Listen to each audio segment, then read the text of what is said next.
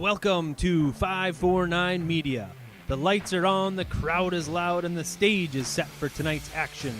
From the opening whistle to the final buzzer, we bring you every drive, every shot, every play that makes the difference. This is where passion meets performance and every moment counts. Grab a snack, sit back, and enjoy your hometown Yellowjackets because the game starts now.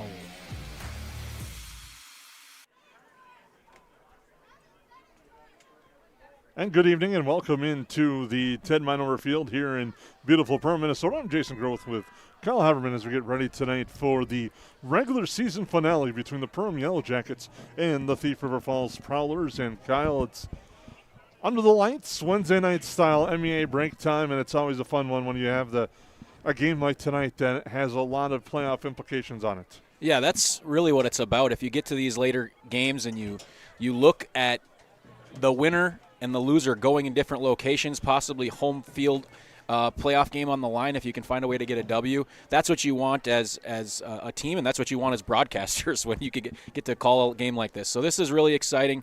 It's kind of now it starts to feel like fall football. We've been very blessed weather-wise, and tonight it's going to be kind of cold, possibility of rain, and it certainly feels like we're on that Wednesday to Tuesday stretch here as we're close to playoff time. Both these teams have come off thrilling performances and victories in different ways. The Yellowjackets came out and took control of Holly, knocked them off by a score of 28-3, while Thief River Falls went to the wire, scored a late touchdown, and then got the late two-point conversion to knock off Park Rapids last week, 29-28. So two teams vying for playoff spots. Today as the section playoffs are bunched up. We know the 1 and the 2 for sure. It's the 3 through 6 that's up in the air. Yeah, well, you really want that 3. That allows you the type of opponent to come into your place. You feel really good about that going forward. It makes your week really quite a bit easier to push, especially this time of year when guys are nicked up and it's late in the season and guys got other things on their mind.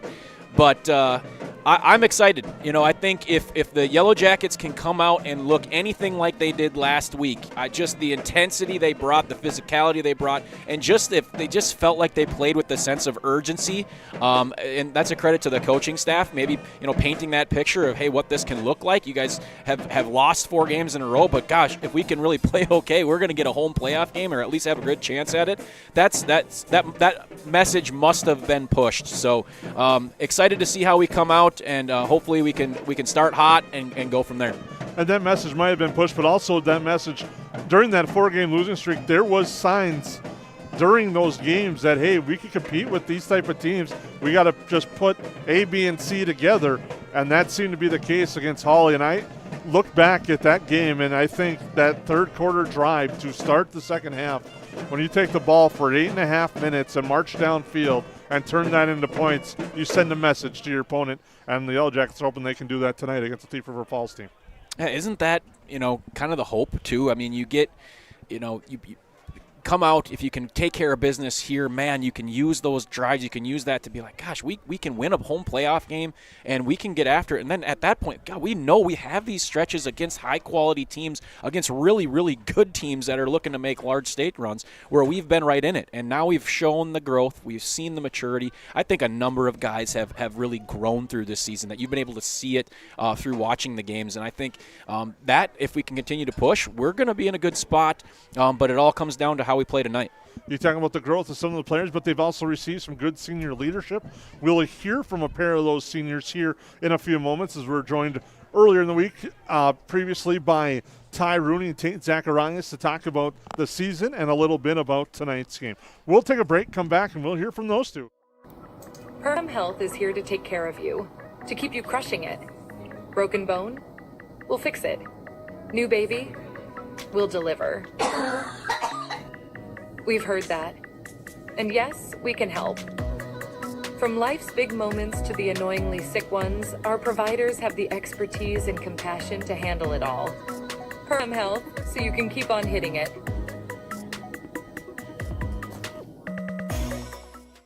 I'm Jen Hendrickson with United Community Bank. Jacket Pride isn't something we take lightly. We support the teachers and support staff that help teach our children every day. We support local Perm athletes with our Battle of the Bees sponsorship nights. And year, we award 4 scholarships to Perham seniors. Yellowjackets are my team, and United Community Bank is my bank.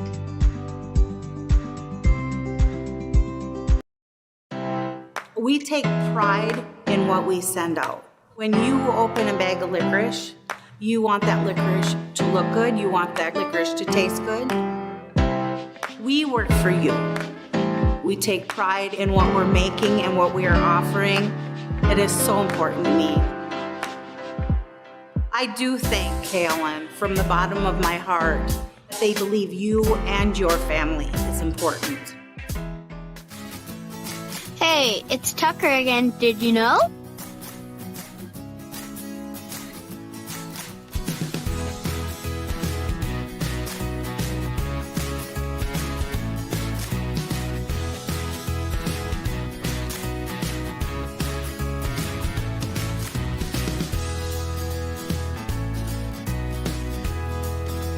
EOT Insurance Agency.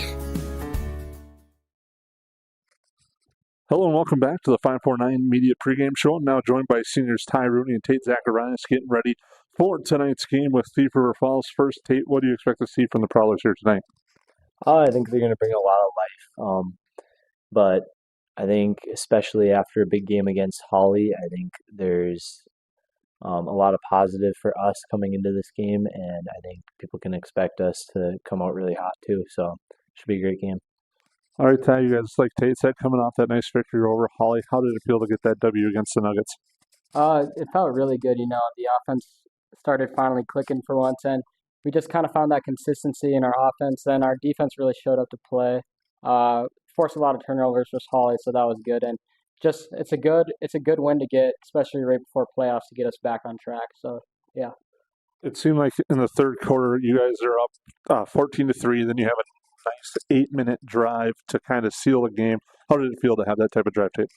It was amazing. I think that's one thing that we've really struggled with is having one of those really long, drawn-out drives. So it was a really good feeling to get all the way down the field and score that with a couple minutes left in the third quarter, because I think that kind of was just the cherry on top. We all kind of knew that we won after that. So, yeah, it was a great feeling. Defensively, Ty, you guys were all over the field and making big plays. How'd that feel for on that side of the ball, too? Defensive-wise, B-Rob, who our defense coordinator, he has a lot of standards we have to meet. So we just, throughout practice that week, we kind of just had to go through all the standards, and I just really think that came to key on Friday. All right, now it's the regular season home finale for you guys as seniors. This question for both of you. How does it feel looking back at your time here with the Yellowjackets and suiting up one last time for a regular season home game? I know playoffs there's a possibility, but final regular season home game, how's that feel? I think it's a great feeling. I think especially with the chance of us maybe getting another playoff game because of this home game, I think that's going to bring a lot of extra passion into the game, and I think that's going to just cause a lot of people to play a lot harder than anybody's ever seen. So I think there's a lot of excitement going into this game, and I'm hoping that it comes out the right way. Yeah, same question for you, Ty. Yeah, it's definitely exciting. At the same time as exciting, it's kind of a little, got one more game at home for sure with your boys. So just looking forward to just taking that all in and just, really just trying to get that one win just so we can just assure another home playoff game. So it's not our last game on that field. What has it meant to you guys to wear the Yellow Jacket jersey? It's meant everything to me. Just growing up, watching my brother play in the Dome and watching them win a section championship, it's just like I wanted to be on that field. So having that chance to do that this year, it's just the last ride. So got to go all out for it. Okay, Kind of similar to Ty, just growing up and seeing all these really successful teams and seeing them play in the Dome and even at the bank and stuff. I think it's a really cool feeling that if we could pull some things together and really start playing like a team in these last couple of games, there's a chance that we'll get to experience that same stuff. And that's been the ultimate goal all year. So hopefully just getting to do it, kind of continue that Perm culture and go win some more football games. What's been some of your favorite memories of your time as a Yellow Jacket football player? Oh, definitely just getting to hang out with all of these guys. Just these relationships that we've gotten to build and stuff. it's definitely been something this year. We've kind of just made it a little tradition. We go to Senex after the games, and we're chaotic, but it's been a ton of fun. So yeah, just a lot of fun to build these relationships and kind of building that family atmosphere. All right, Ty, same thing. Oh yeah, definitely. Like Tate said, just like hanging out like with your childhood friends, playing the sport you love. But my favorite's probably getting to play, getting to share the same field with two of my cousins. So it's always been a dream of mine since we were young, playing football in the backyard to be on the same team. And well, now we have it. So yeah, definitely. All right, now it's a short week. Getting back to the gridiron, how does the preparation change for you guys as players and athletes going on a short week like that? Definitely can't be. This is the part that kind of sucks. Just you can't be nearly as physical during practice. Just trying to keep everybody healthy and stuff. But it's still kind of the same preparation. I mean, with just watching film and still got to have a high speed practice and stuff. Just it's a little shortened down, so it makes the preparation a little bit tougher. But I think especially last week we kind of sat down and set some standards, and I think getting to watch a little more film and that really helped us out a lot, and you could see it translate out to the game. So hopefully we can kind of continue those standards and carry it over to this tonight. Facing a team like Thief River Falls, does being familiar with them from playing in the past few years kind of help with the short week? Yes, for sure it does. But it just starts with preparation first because you never know what Thief's going to come out with. They're like over the past few years, they definitely have been changing in their program. So it always helps playing them in the past, but you always got to prepare for like the current Thief and not the past Thief because they're a different team this year. So yeah. How nice is it to go into this week after a nice victory over Holly where you guys clicked on all three phases? It's definitely a good feeling. It's definitely one of the first games where you put all three defense, offense, and special teams together and had a really complete game. So just trying to build off that, especially for our playoff run coming up. So we're definitely going to work on hopefully consistency in all three phases of the game and just, yeah. All right, guys. Well, thank you very much, and good luck tonight against Thief River Falls. Sure, thank you. Thank you. That is Ty Rooney and Tate Zacharias right here on the 549 Media Pregame Show. At Hilltop Lumber, we're not just about building materials. We're about building relationships. We're honored to be recognized for our excellence in our industry. But the greatest reward? It's the trust we built with our customers. It's not just about providing quality materials. It's about building strong relationships. We're proud to be a part of the communities we serve, working with you to bring your vision to life. Because at Hilltop Lumber, success is measured by the partnerships we create and the homes, businesses, and dreams we help build together. Hilltop Lumber, where we help plan, supply, and deliver dreams. McCall Construction is the Lakes area full-service construction management company, offering a truly personalized experience. From dream homes to commercial spaces, McCall Construction focuses on putting you first with experienced value engineering that delivers on your vision and surpasses your expectations. Whether you already have a plan or you're just getting started, give them a call. McCall Construction will make the entire process so much easier. Call them at 218-346-7070 or check them out on Facebook. Central Market, the fresh place in Perham and Detroit Lakes, offering the freshest meat, produce, bakery, and deli products possible with great value for your money. A visit to Central Market is a journey into freshness. You'll always be able to find a wide variety of items that will result in the perfect meal for your family and friends. Begin with their meat department, and whether it's succulent fruit and vegetables, fresh baked specialties from their bakery, or the convenience of fresh deli selections, Central Market is the fresh place for your family. Go Yellowjackets! Since 1980, more families have trusted Jack Chivers Realty than anyone else in the Lakes area. I'm Blake Olson, the owner of Jack Chivers Realty. Our dedicated agents have a deep understanding of the area. We live here and our kids go to school here. Let us find the perfect home for you and your family, or lean on our knowledge and marketing to sell your home. Find out how Chivers delivers right here in Perham. Reach out today and start packing. JackChiversRealty.com.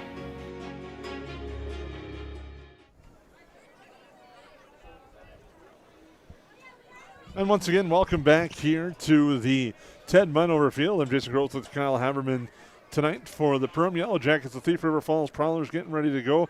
And Kyle, tonight some real north weather that we have here at the Ted Meinhover Field, and it's going to be a chilly one for the players here tonight. Yeah, I think gotta adapt early, right? And it can't become part of the game anytime it's just a little bit. And this isn't actually too bad. It's gonna stay pretty steady in regards to this temperature. But Thief River Falls has a really good special teams. They got a couple really good returners. We are fortunate. We're maybe with the way it is with the returns that they've had in recent weeks, it's probably good we're receiving first to kind of get used to the weather, because I always get fearful on those initial special teams plays when you're just not used to the cold and you haven't hit in the cold yet, and guy gets loose. So those are things to focus in on. I think they certainly put up points. We're going to have to come out right away. I think establishing the run, doing our thing, and I am excited for this matchup. I can tell you that. Now we'll take a look at our New Horizons Realty starting lineups for the Yellow Jackets on offense. Their line's going to look like this. From left to right, Jack Exey, Jaden Schrump, Tegan Schmelz at center, Lucian Harms, and Riker Zimmerman. Tegan Detloff, the cornerback, in the backfield with him, Gavin Griffin and Tristan Larson. Also expect to see a lot of Carson Zeise in the backfield as well. Wide receivers, Tate Zacharias, Ty Rooney, and Jaden Borman. For Thief River Falls, on defense, when the Yellow Jackets are on offense, we know they'll give it a couple different looks. Might see a 5-2 or a 4-4. But this is how they look if they go with that 5-2 front. Connor Bruce. It is Joseph Brueggemann, Landon Larson, Brody Arlt, and Caleb Merkins. The linebackers, Wyatt Nelson and Hudson Brosey. The safeties, Tucker Grindelin. Ian Winter is a free safety, and the cornerbacks, Bridger Wilcox and Jackson Van de Streek. The corners for Kurt Reynolds, Thief River Falls Prowler defense. On offense for the Prowlers, across the line, left to right, Joseph Brueggemann, Braden Thompson, Chandler Preem, and Tegan Severson, as well as Brody Arth. Bridger Wilcox is your quarterback. Spencer Anderson is a back as well. Wide receivers, Hudson Hall and Tucker Grindelin. And when they're off with their H-back is Wyatt Nelson and Ian Winter. The Yellow Jacket defense across the front line. At nose is Lucian Harms, and his ends are Jack Exey and Logan Guck, with the four linebackers, Tristan Larson, Johnny Ramos, Tegan Schmelz, Ty Rooney. Safety is Gavin Griffin, and the defensive backs, Tate Zacharias, Jaden Borman, and Isaiah Farrell for the Yellow Jackets. And it's going to be an interesting matchup tonight. You know the name. I know basketball fans in the area know the name of Bridger Wilcox, and he's one to look out for. Why would you start with that right away? I mean, I just can't believe you didn't even we're not even 5 minutes to the game and you already bring up the person that haunts my dreams and makes nightmares still to this day. But Bridger Wilcox is really, he hasn't played played football all that long, but he really does it all for me. Punts, kicks, quarterback. He just makes plays, and we've seen that firsthand on the basketball court, but he's a very good football player. We're going to have to know where he's at all times. Senior night tonight as well. When it's the final regular season game, they'll honor the seniors for the starting lineup when they send them out. Not a big senior class for the Yellow Jackets, but it's been an impactful one.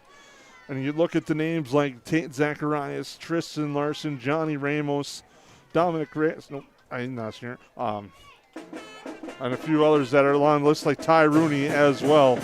Played a big role. Logan Guck, Jack Exey, just playing a big role for this Yellow Jacket squad. Yeah, this is a group that's played a lot of downs. I mean, these guys, a number of them played a lot as younger players and have had different roles throughout their career here at Perham football. So it's a really good group, knowing and teaching all of these kids. I really, really like each and every one of them. So it's cool they're doing starting lineups for just those guys tonight. And anytime it's, possibly maybe your last night on the field, you want to lay it on the line. And if you're a younger guy, you don't want it to be the end for them. So that's one of the cool parts about a game like this is you've put yourself in a position to be able to keep playing here and at least give yourself a chance to keep playing here. And that's what you want, and that's a very easy motivation as a coaching staff to be able to push. Looking at tonight's game, the keys, we've touched on it a little bit. Special teams is going to be a big one. Also, what's been the past week for the Yellow Jackets is the turnover battle. They got to win that battle as well. Yeah, that's been kind of the MO. Well, I mean, anytime that's a key in high school football. But if especially when it's cold out and it's rainy, if the rain comes like they're saying it might, that's going to become a huge part of it. So there's good skill players on both of these teams.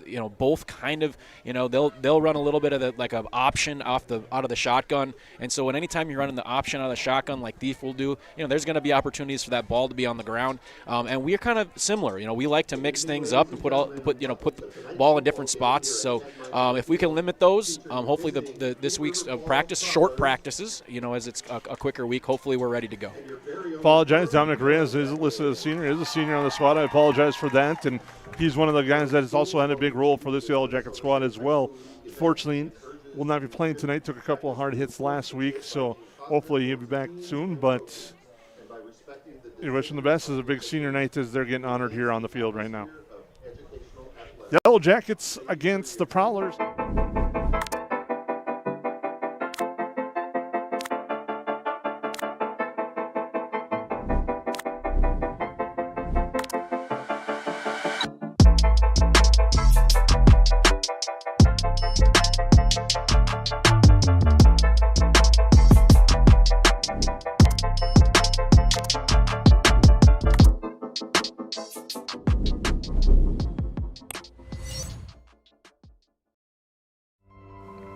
It's not necessary to build your business in Perham, Minnesota to be successful.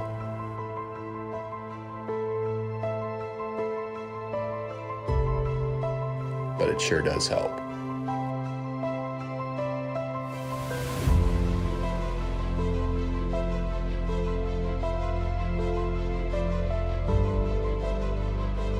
Hammers Construction, your vision, our team.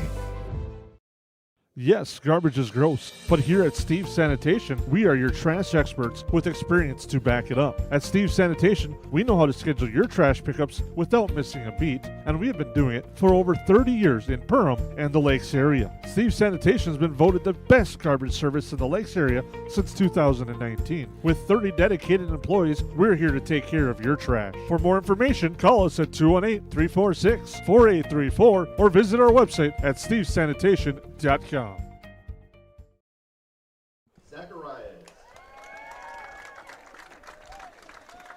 Welcome back here. The seniors being introduced right now.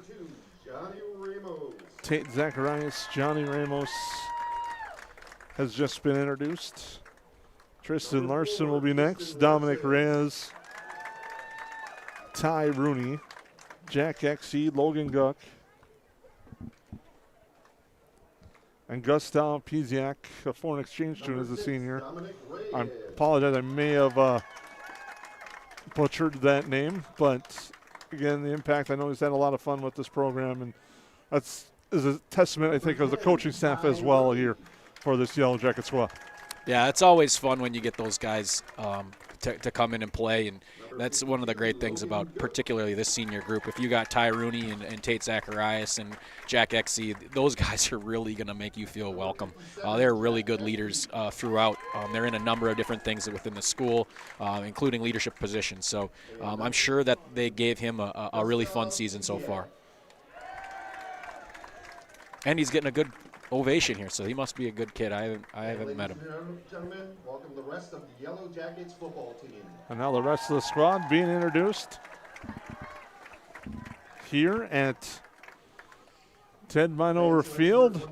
We'll take another quick break and come back. We'll have that opening kick here on the 549 Media Network. At River's Edge Cabinetry, we believe your home should be a true reflection of you. Our expert team combines custom design, quality craftsmanship, and 3D visualizations to bring your vision to life. From kitchens and bathrooms to family rooms and outdoor kitchens, we handle every detail. Experience a seamless remodeling process with personalized service and attention to detail that you can trust. River's Edge Cabinetry, custom design for your lifestyle. Visit us in Perham or online at riversedgecabinetry.com. They go where you go. They're your wingman. Your, I should get this thing checked out support system. Who knows? They may even be your +1.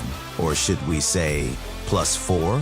These are your tires. Small town, large city, winter, summer, every destination and every type of weather. At OK Tire Store and Service, we go the extra mile so you can add some extra miles. See us for tires, preventative maintenance, and more. OKTireInc.com. Hansen's Plumbing and Heating provides the highest quality products and services to ensure the comfort and safety of all their customers. It's what they do. Henry Hansen, later known as Hardware Hank, first opened the family hardware store in the early 1930s in Burgess, Minnesota.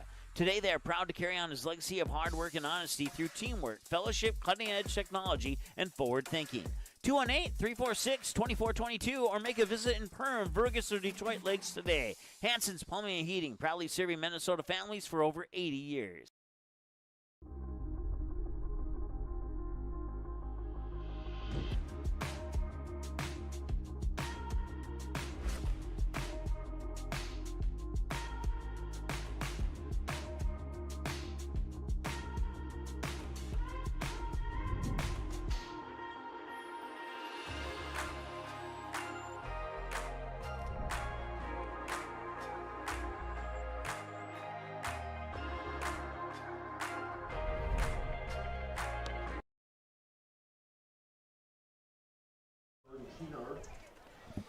Umpire Ryan Jeweler, and your referee Taylor Food. Well, welcome back as we get ready to go for the opening kickoff. As Kyle talked about in our pregame show, the Yellowjackets will get the football first. As Thief River Falls won the toss, deferred their option to the second half. As we thank you for tuning in to the final week of the season, the regular season, week 8, in a game with big playoff implications for both these squads. The Yellowjackets hoping to get some help and possibly secure the 3 seed with a win. Thief River Falls looking to try to gain some ground as well and hopefully flip the tables on things in this section as well. I'm sure that was a big talking point. You know, you want to make it one game, but putting that right in front of them, that carrot's perfect, especially in football. Man, I really hope we can kind of pop one off here early and get us going. I think a spark early for us in this game is gonna play a big part of it. So look for one of these guys, look for maybe an Isaiah Farrell to bust one out here early. It's good to be with you, Growth. Glad to have you back, Colin, and we're getting ready to go for what should be a fun one here tonight at the Ted Meinhover Field. Is again ready to kick off. Thief River Falls will be Breeder Wilcox. And the kick, it's an onside kick attempt, or short squib, and the Yellowjackets will dive on it, cover. It'll be Brody Bloom, and the Yellowjackets will have the football. I wonder, you know, this kind of is an early observation, but we have dove on any of those squibs every single time. So maybe that was a little bit of a scout, knowing if you can get to that second line, we're just going to fall on it around the 30-yard line. That you feel pretty good about in high school football. So I wonder if that wasn't a little bit of a scout there. Yellowjackets come to the line with the receiver one to the right and one to the left in a pistol formation for Della. He's going to hand it off. It's going to be Larson. Not much doing there. Now breaks off. Actually, that's Griffin. Breaks a couple of tackles, gets across to the 36, and a nice run there for Gavin Griffin after he breaks a couple of tackles.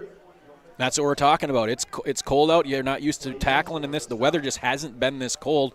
That initial feel, it looked like they had him, and then he's able to kind of push through those arm tackles and keep on going. A nice run to start the game.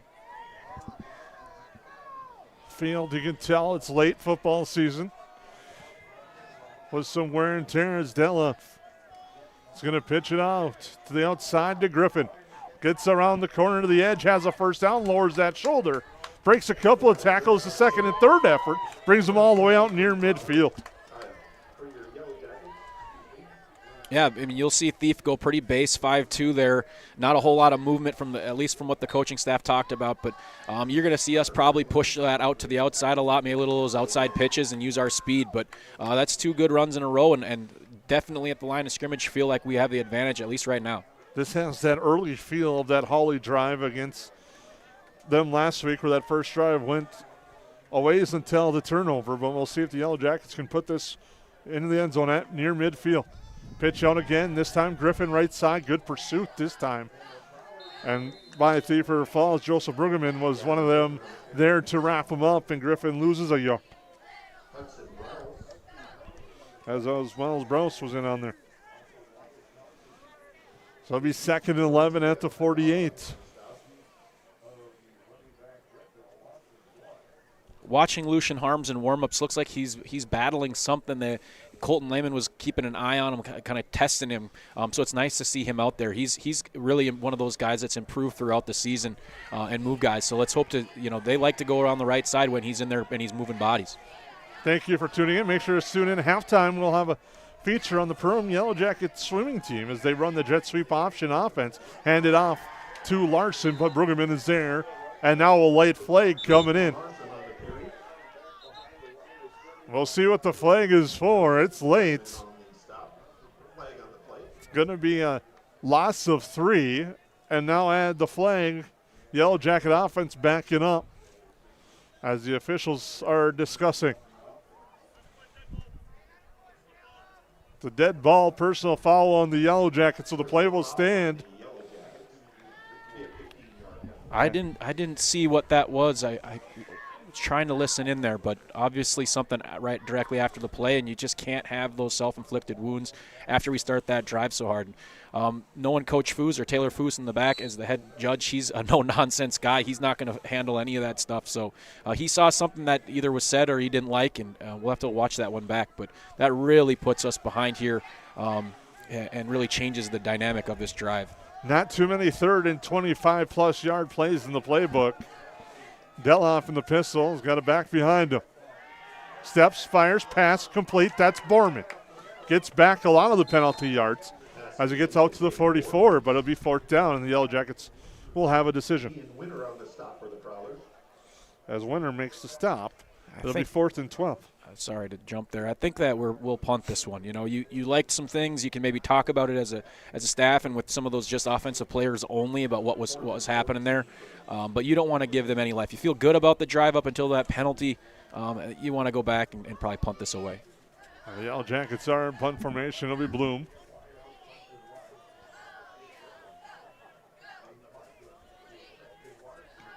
Bloom gets that one off, backs up the return. Nice kick inside the 20. Takes a hop, and it'll be down at the 11. And a nice punt there by Bloom. The Yellow Jackets change up the puncher. It works out there. Bloom with a nice punt. We'll be back for the first. Lakes Community Cooperative is proud to support Yellow Jacket activities and our entire community. From propane and fuel to feed, HVAC, country stores, auto shops, a meat market, and more, LCC is your one-stop cooperative for farm, home, and business needs. Locally owned and trusted for generations, Lakes Community Cooperative is committed to powering our communities and serving you every day. Visit lakescommunitycoop.com to learn more about your cooperative and the many ways we can serve you.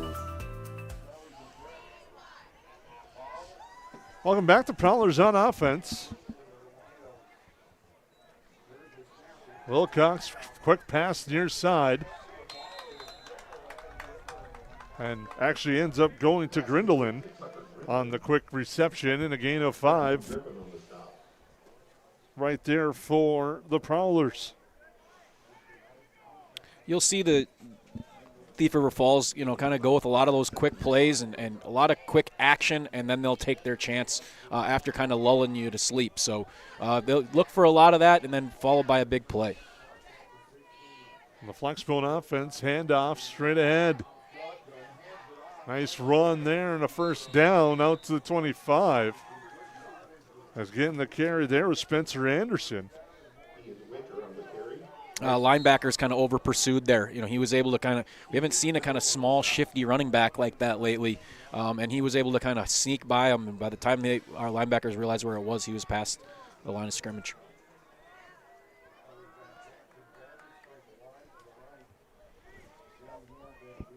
Handoff, right side, not much there. Good job by the Yellow Jacket front. Ian Winter of the carry. Host of Yellow Jackets on the stop is led by Logan Good. Logan Good amongst others.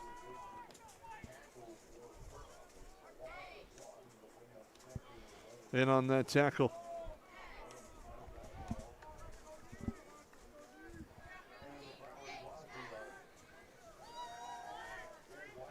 Prowlers come back to the line. 2 receivers to the near side to take a look. Fake the handoff, pass near side. It's batted up in the air, but it's grabbed by Grindelin. Gets back to the line of scrimmage where he's met by a host of Yellow Jackets.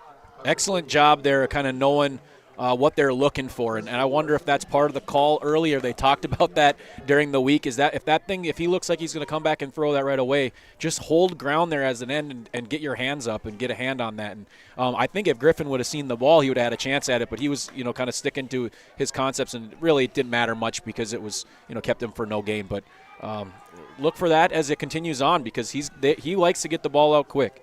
3rd and 10, 7 minutes to go in our opening quarter. 2 receivers in here. They're going to send Grindelin in motion. Fake the handoff. Now the pitch goes to Grindelin off the edge. He cuts back up the middle. Gets wrapped up there by Larson at the 30. And a nice tackle there by Tristan Larson as Grindelin gains 6, brings up 4th down. Excellent tackle. Anytime you have those option plays, you have to stick to your assignment, and then there's the pitch. If that corner doesn't make the play, it's really on that linebacker or that strong safety to make the play. And Tate Zacharias was able to move him inward to get the tackle. But, man, that's a lot to ask, and a great job putting them in a 4th and 5, looking like they'll punt. Zacharias will back up as Wilcox will do the kicking. Also the quarterback, so you never know what could come from Kurt Reynolds' squad here. High snap. Wilcox comes down with it and gets a kickoff. It's a nice boot.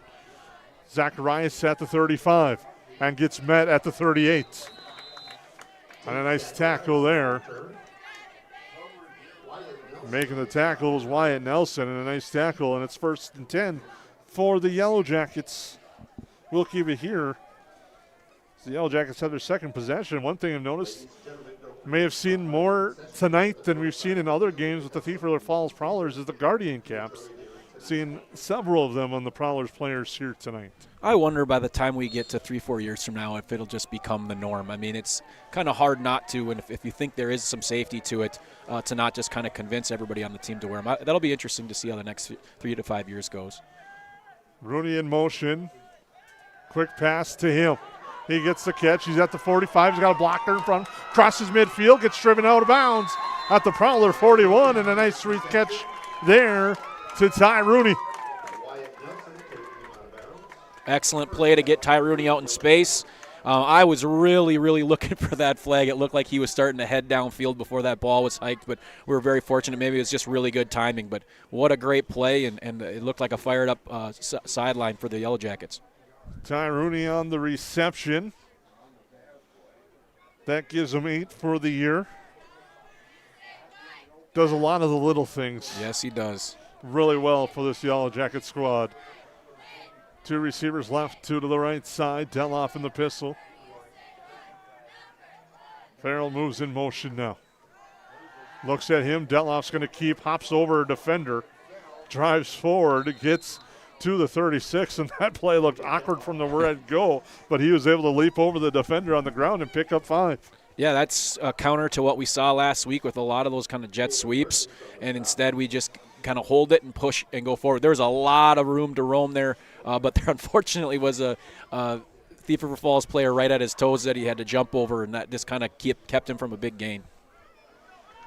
5:19 to go, second possession of the game for the Yellow Jackets. First one in into the punt. Deloff takes a look. Now they move Farrell in motion. Gets the snap, pops, fakes, and now runs with it. Dangerously running with it, almost lost it. A nice job by Connor Bruce, though, to wrap him up.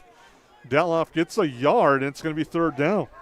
He just didn't like the way that Borman came out of that route, and he just decided it wasn't. I mean, I don't know if the corner was able to kind of get ahead of it, but he just decided it wasn't best to just tuck it and grab it. But the problem was the tuck part. He didn't quite tuck it enough, and those are always dangerous, especially when you know that there's going to be plenty of Prowlers that are going to come flying in for that football.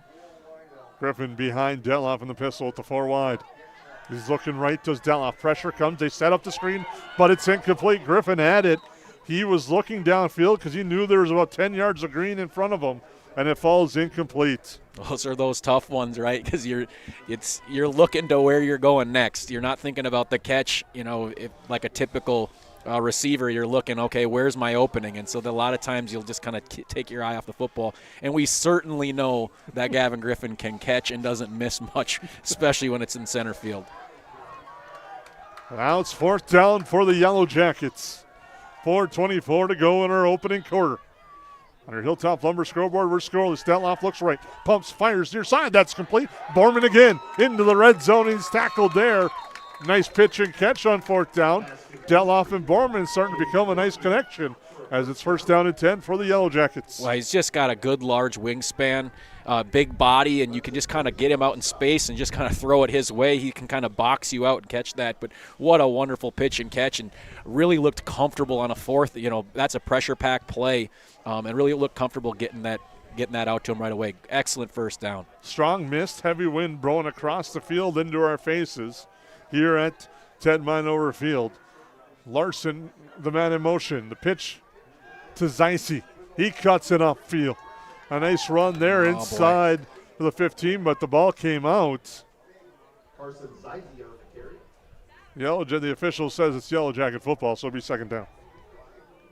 Lucian Harms was right there as that ball came out. I don't know if they called it a fumble or it definitely looked like one, but it was nice. He was right there on top of it right away, and that's great. You know, when you have Griffin in a couple plays in space and you get out to Borman and then you can throw Zeise in there and kind of have that big body get straight downhill. Just got to make sure he holds on to the football. He picks up 8, or we'll give him 7, 2nd and 3. Larson in motion again. Handoff, Zeise right side, plowing forward. Line held up well for the Yellowjackets as it pushed it forward. It'll be 3rd and very short. The way we're pitching and catch, he's looked really comfortable throwing the football. Maybe not the worst idea to kind of, if you can get him to spread out a little bit, maybe throw it here, knowing you're for sure going forward on 4th and short if you don't get it. And right when I say that, Tate Zacharias comes out of the game, and it looks like they're going a little bit bigger. Zeise the lone back. And they move Griffin to the right side. They're going to run that sweep to the right side to Rooney. He's got a block, but gets tripped up from behind at about the 9. It'll be 1st and goal. But a nice job by Prowlers in pursuit. I don't want to jinx this, Jason, but we've had a lot of motion. We've been doing a lot of different looks, giving them a lot of things, and we have not had any procedure penalties. So that's really, really looking good so far. It makes life a lot easier for you as a coach if you can just keep that and trust your guys are going to be able to get through all that motion without jumping or doing something incorrect. 1st and goal for the Yellowjackets. Wishbone formation. Detloff hands it off. That's Zeise. Nice job coming through by Browse to get the tackle. It'll be 2nd and goal. Yeah, they got a couple nice players up front. That 69, what's his name? Brueggemann. He seems like he's in the backfield immediately. Even if he doesn't make the tackle, he's making sure that he's part of the play. 2nd and goal for the Yellowjackets. And that 3rd down play, I think you're talking about them opening it up. I wouldn't be surprised to see a little play action here on 2nd and goal. There's the fake. Now Detloff rolls up, fires the pass right side. It's complete. Carson Zeise into the end zone. Touchdown, Yellowjackets. Detloff to Zeise, and the Yellowjackets strike first. Great play. Best part about that play is Detloff put that ball out in front of Zeise. So not only he was the only person to catch it, but he was just kept all of his momentum going forward, and he was able to kind of finish off that catch and land in the end zone by the time the tackle finished. So excellent start for the Yellowjackets. Like you said earlier, it feels very, very similar to last week. Now we need to keep that going. Bloom on for the extra point. High snap. Rooney gets it down, but the kick is blocked. But either way, the Yellowjackets on the Hilltop Lumber scoreboard lead by a score of 6-6. Ace is the place with the helpful hardware, folks. Why would you wander around a warehouse store looking for paint when you could just swing by your neighborhood Ace? In addition to Ace's award-winning service, we have top-rated paint brands. Plus, our color matching technology allows us to match any color. So stop wandering and start painting. Head to your neighborhood Ace today. Hi, this is Mallory Stotterell and Erica Saylor from Lakes Ace Hardware. You can expect expert help for your next project at Lakes Ace Hardware right here in downtown Perham. At Nias Family Sales, our experienced mechanics are here to provide exceptional service in a timely manner. With 10 service bays, the service department at Nias Family Sales can work on all makes and models. Our experienced mechanics can do everything from oil changes, tire repairs, brake service, engine and transmission repair, and much more. Schedule your vehicle today. Call 218-346-5976 or visit the Nias Family Sales Service Center at 610 East Main Street in Perham.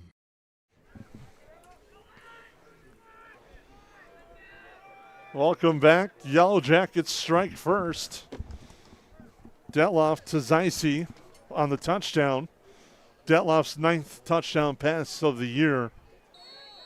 And Zeise's first receiving touchdown for the Yellowjackets. And it'll now be a short kick there by the Yellowjackets. And like you talked about, Kyle, the Prowlers picked it up and run it out to the 40. That was definitely by design, and that goes to what they've seen on film with their two backs have had a large amount of success in the special teams world this year, and especially in kick return. They had some big ones lately, and so you could see Bloom didn't get into that one, just kind of squibbed it out there. And, you know, you never like when it's at the 40, but that's better than the big play, especially when your defense played good early.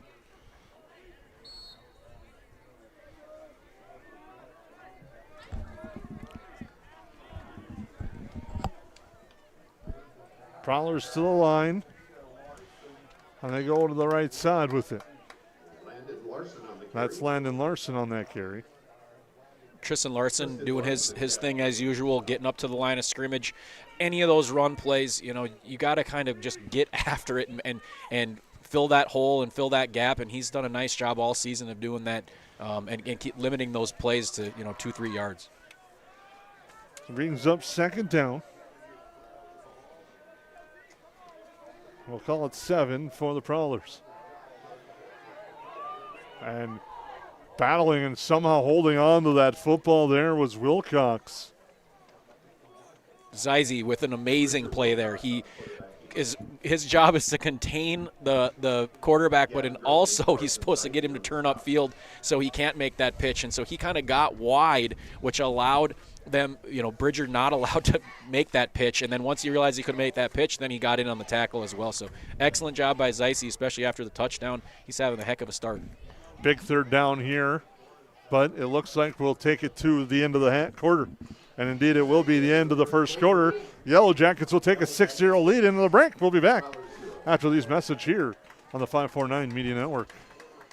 At New Horizons Realty, we're on your team. For over 25 years, we've been helping families and businesses find the perfect place to call home here in the Lakes area. Whether you're looking to buy, sell, or just dreaming, we've got the experience and local knowledge to guide you through every step of your real estate journey. As proud supporters of the Perham Yellowjackets, we believe in building strong teams on the mat, court, or field, and in the community. Check out our current listings at PerhamRealEstate.com or give us a call today at 218-346-7767.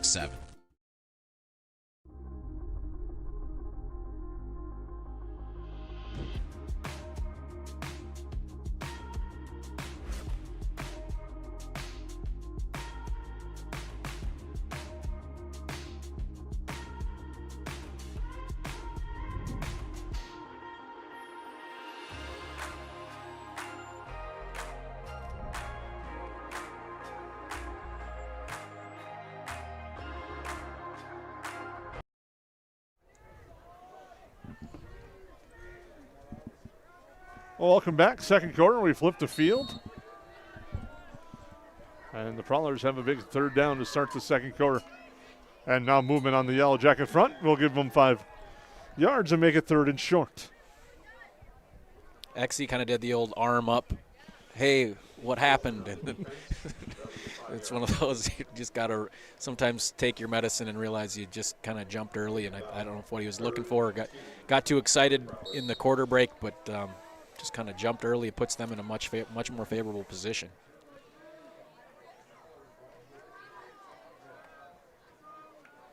Now Wilcox fires downfield. He's got a man, but it's too far. Looking for Connor Bruce. Bruce had a step, but the pass is incomplete. That was one of those where you kind of saw our safeties and our cornerbacks kind of sitting there kind of flat-footed, and you saw him busting through that line, and you knew exactly where Bridger was going to go with the football and just overthrew him a little bit. I'm not sure who it was, if it was Zacharias or maybe Isaiah Farrell, hit just a little hand on him to slow him down a little bit. I'm not sure he could have got to that football either way, but caught a break there because they definitely had us caught watching. 4th down. Now the Prowlers will go in a punt formation. Griffin will back up all the way to about his 16. High kick to the sideline. Griffin fair catches it at the 24. It'll be 1st and 10 for the Yellowjackets. And a good stop by the defense. You saw us kind of go base defense there, just saying, hey, we're not going to allow any sort of fake here, and just put somebody back that's going to make a fair catch, and you just go that route. I have no idea. I've watched so many NFL football games. I have no idea why they don't do that with as good as professional punters are. Why you even think about the fake or come flying at them. You just stay in your base defense. It takes it out of there. You know you're going to fair catch it anyways. Well, we've seen with the Yellowjackets, this year special teams has been a headache at times for the Yellowjackets. And now it's a direct snap going to the far side, and a nice run there for the Yellowjackets as Griffin gets out to the 39 and a 1st down. I think we caught the Prowlers a little out of guard there. They just kind of were wondering what was going on, and I think we were kind of looking, and we haven't seen that look all year. And Griffin just had a full head of steam by the time he got to the line of scrimmage. And I love when Gav does that, where he's just – you can just see he's on a mission. And when he does that, good things happen. Well, he's got that quick first step, and when he can plant and go, it's tough for defenders to get to. Now Deloff back. Actually, no, they're going back to that direct snap again. That's Griffin again to the near side. He breaks a tackle and finally gets brought down on a touchdown saving tackle by Ian Winter across the 45, and it's 1st and 10 for the Yellowjackets. Yeah, that sure felt like he was going to bust that all the way, but this is a new look that we must have put in. But we've seen a couple direct snaps stuff, but nothing like this where he's had kind of the full head of steam going to the outside. There must be something that they saw in the week that particularly maybe at the line of scrimmage that. In those A gaps that they were like, hey, might as well just get this outside. Well, Griffin is at quarterback. Deloff standing here on the sideline. So, again, they'll go with Griffin. And now there's a flag. There's going to be movement on the line. Now Deloff looks like he'll return back into the offense. Schrupp just barely got going ahead of it. And I think he was pulling there, so he was trying to get a head start out to that pull. And he just got a little bit, but he immediately said, my bad. He knew it was his mess up, and that, kind of puts you back to probably your traditional offense. But that looked good there, Growth. I liked it. It's another wrinkle to put in that teams have to worry about. And tonight you're putting things on film for, yes, a possible rematch with Thief River Falls, but you're also putting things for perhaps DGF and Minnewaska area to say, hey, you might have to see this in a couple of weeks. Deloff back. He's in the pistol. We'll hand it off near side. That's Larson. He slides down. Interesting, an odd tackle there. He was brought down. Wyatt Nelson finished it. If you would say he was brought down, you'd have the argument for horse collar, but there is no argument there because he kind of slid. So it's 2nd down. Picks up 5. Yeah, you get so scared when you see those types of tackles, but it looks like he kind of slid and kind of did like a little dance move to keep his cleats from grabbing. But it did look kind of funky.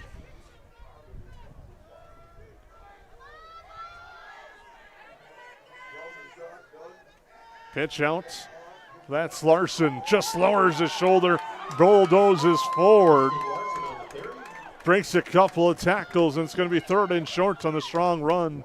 Have you noticed tonight that even when we're going to Larson or Zize, we're definitely going off tackle. We are not going up we're not going up the gut. So we have decided tonight that we are going to go off the edges and try to get guys going downhill. But even there, Tristan Larson, that normally he's the guy that's he's getting that A gap handoff, and tonight that's not been the case. Another good run by him, though. They've been running downhill constantly, and I just love the way Larson runs. And he gets swarmed under that time, though. Kind of that zone read there. Detloff had the option of keeping it or pulling it. He ends up giving it to Larson. Not much there as Anderson was there to break it up. We're probably answering our own question, Growth, because that was one where their defensive front just was right there to make the tackle, and they are strong up front. So that's probably the reason we are headed to the outside instead of testing that front four, or a lot of times front five. 4th and 3 for the Yellow Jackets with 8:15 to go here in our opening half, second quarter. Detloff sends a man in motion. That's Farrell going far to near. Throws it to him. It's complete. Farrell's got a first down, gets to the outside, drives forward, down to the 20, and it's a first down for the Yellow Jackets. Oh, I love that. Love that play. I just like the way. These are 4th and 4s. These are tough plays, and we're really confident in just some trickier plays, even just pitch and catch plays. But that's a lot of motion. That's a lot of movement. That's a play we haven't ran yet tonight. Love what we're doing so far offensively. 1st and 10 for the Yellow Jackets at the 20 as they move inside the red zone. Looking to add to their 6-0 lead with 7:55 to go here in our second quarter. Two receivers to the right side, one here to the near. Detloff takes a look to his right, pumps, and now holds it. Takes off, pressure comes, loses the football. It's still on the ground, and I believe Thief River Falls has come up. No, the Yellow Jackets are able to come up with it.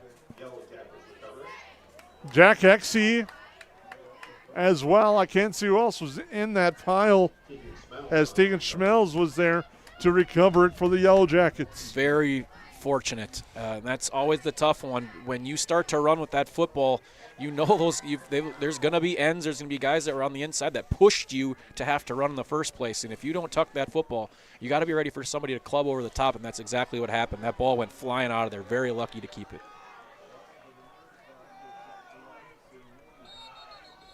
Now a timeout called by the Yellow Jackets as Brody Bloom was the man in motion. We'll take a break. Horseman Investments and Insurance can help you with your retirement planning goals and insurance protection needs. Kyle Van Dyke and his team provides educated retirement solutions, wealth management strategies, inheritance and legacy planning, and personalized auto, homeowners, and life insurance protection plans. We are here for your lifelong financial wellness. To set up an appointment, call Kyle Van Dyke at 218-236-6665 or email at kyle.vandyke@horseman.com.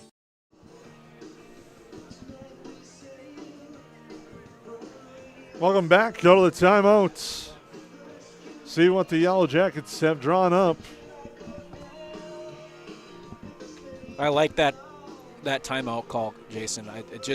We seemed a little out of sorts. We had the loss there, the fumble. It's just a good time to settle the guys down. You know you're going to have plenty of those timeouts in just the half. And 7 minutes left. You feel really good about where you're at. You just don't want to have that big negative play again or put you in a tough spot. And you're still in a great position here. It's only second, 14. Thought probably the right decision there to just get the ship fixed.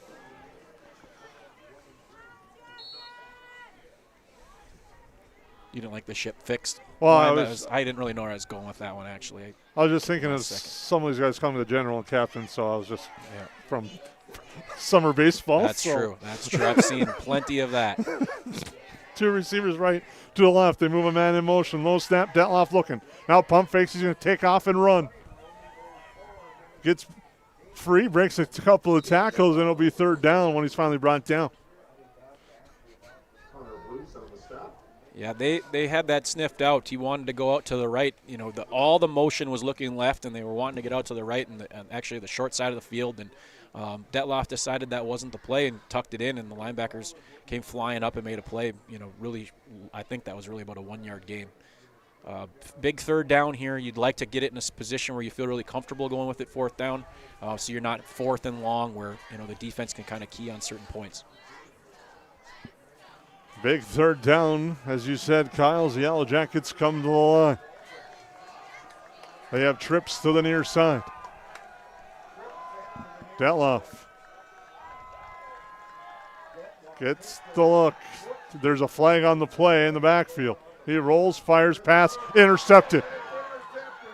And a big hit there, and another flag. 4 total flags have been thrown on this play. So there will be a lot to clear out of this.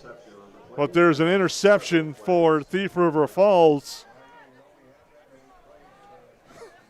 We got one early is the one that really matters. If it was something, unless it was some sort of a procedural penalty where we were maybe in motion or covered somebody up, that's really what's going to matter here in this to maybe hopefully negate the interception. If not, something happened there. I've never seen that many come flying in. Miscounted, there was actually 5 flags. All we were missing was Phil Hansen's hat. Can't hear the explanation. We got a personal foul on Thief River Falls. Another penalty on Thief. Unsportsmanlike. A one on the end. So it looks like we had some sort of procedural penalty because it is going to remain the Prowlers football. But and the penalties are after the transit of the change. But it looks like there was a personal foul. I think what it was a blindside block. Those get called, especially after interceptions. You start going head hunting. But then after that, I think there was also an unsportsmanlike conduct after the play that took place. And so it's, although you have the penalty, it's going to really put them back probably to about the 5, I would guess. Looks like the 7 maybe, the 6-yard line. But the Prowlers get the interception. Yeah, they sat on that route. They were in a cover 2 look, and those cornerbacks, they can just kind of watch the quarterback's eyes, and he jumped that route. It was a really nice play. Wilcox is going to have 3 receivers to his left. He's going to look that way. He's going to pull and try to get out to the outside. He gets swarmed under. Yellowjacket front continues to push. Easy now. Forward progress will stop him just outside the goal line. But a backwards play for the Prowlers, and it'll be 2nd and long. The only reason I jumped your call there, Growth, is you have all that emotion that happened in the last play. And so you just had so many bodies going towards the football, and you just don't want to have a great loss of yardage for them, putting them in a really, really tough spot to get negated with some sort of, boneheaded play. And we've had a couple of those this year where we've made good plays and then came in late with the late hit, and you just can't do those things. So it's glad to see our guys pull up, and that comes with maturity once you get to later parts of October where it feels like we're in our deer stand. 3 receivers to the left, 1 to the right. Wilcox takes it and runs. Driving forward, a nice positive run there. Gets the penalty or the loss of yards back on that one. What I like, though, is you could tell Bridger was waiting to get hit as he started to run that. Just gives you an idea that our guys have come to play tonight and really are attacking the football. He looked like he was waiting for that big hit to come in and kind of held up and kind of waited and kind of sat down and, probably helped us not get that kind of 3rd and 4 instead of it being 3rd and 9. Clock running down, 4.5 to go here in our opening half. Yellowjackets lead 6-0 on your Hilltop Lumber scoreboard. Detloff to Zeise is your lone touchdown. Wilcox fakes one way, hands off straight ahead, nothing there. Nice shot by the Yellowjacket front, staying assignment sharp. It's going to be 4th down. Really good response out of the Yellowjacket defense, putting them in a position to punt out of their own end zone after the turnover. 4th and 11. We'll call it 10. Griffin will be back at the 45. Yellowjackets, no matter what happens here, are going to have outstanding field position. Wilcox back up against his back end zone line. The snap will be key here.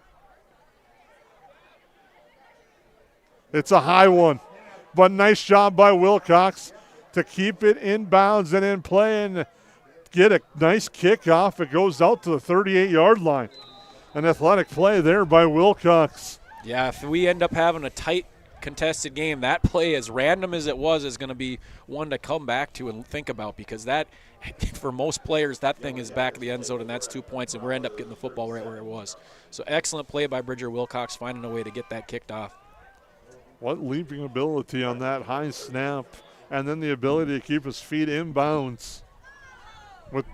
I know the Yellowjackets didn't bring much, but they still brought some pressure on that, and he was able to get that off. Farrell moves in motion.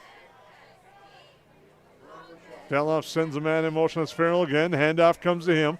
He goes inside and gets to about the 36. They are not going to allow what Hawley allowed last week. They had those guys, the end shot out initially and just holds, making him cut it upfield. And as we've stated before, their front four is pretty tough. And so we're going to have to find different ways besides that play. Feel like that's setting something big up here. And now Griffin goes split wide to the far side. Daloff backs up. Gets the snap, fakes the handoff, fires far side for Griffin, too far, incomplete, looking for Griffin on the far side. I think you could see Foose and Guler talk about that too. Where you kind of made the smirk there and the little noise.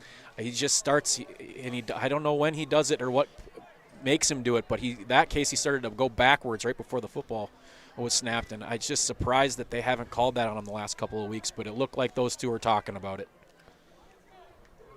Something that we really noticed last week for sure.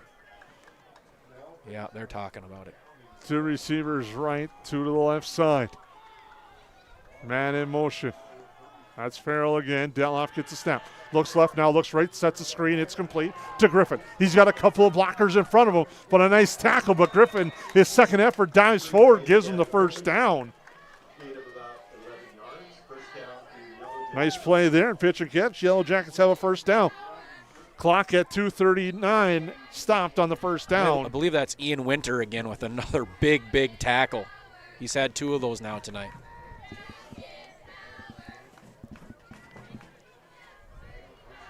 Yellowjackets will spread them out again. Daloff sends a man in motion. Now hands it off again. That sweep not there. Farrell gets swarmed under. A nice job by the front there. Spencer Anderson amongst others on the edge. Get to Farrell on that one. And the Yellowjackets lose 4.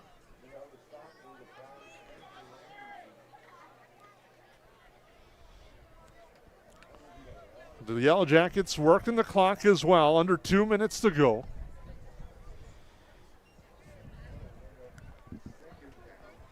Stay tuned to our halftime show. We'll have that feature story on the Yellowjacket swim team also as well. We'll talk a little bit about the cross-country team and their strong success yesterday at the HOL Conference Championships.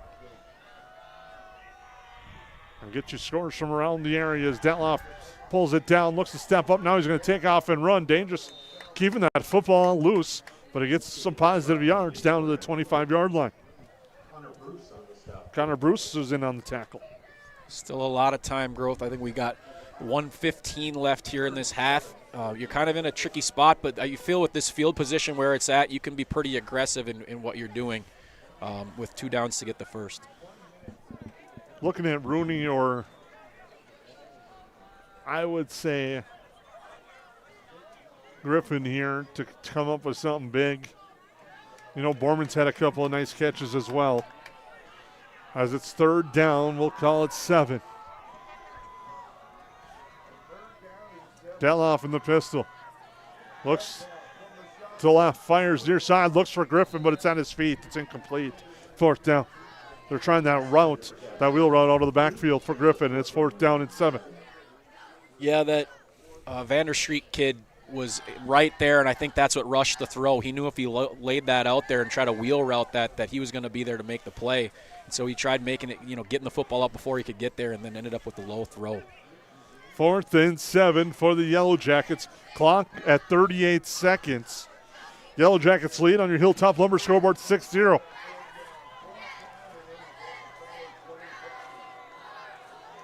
Daloff Gets the snap, steps, looks right, fires right. For Borman in and out of his hands. It's intercepted again.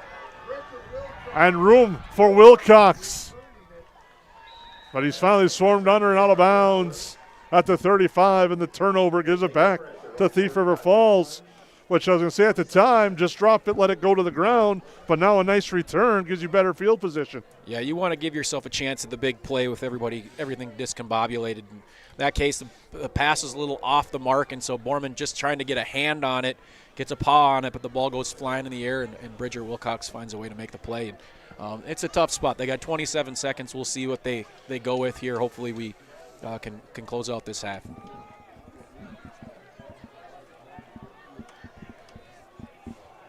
.6 seconds to go.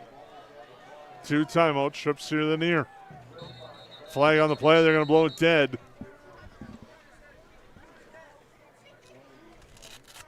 Falls start procedure penalty on Thief River Falls. Illegal procedure of Prowlers, back up 5 yards. First and 15.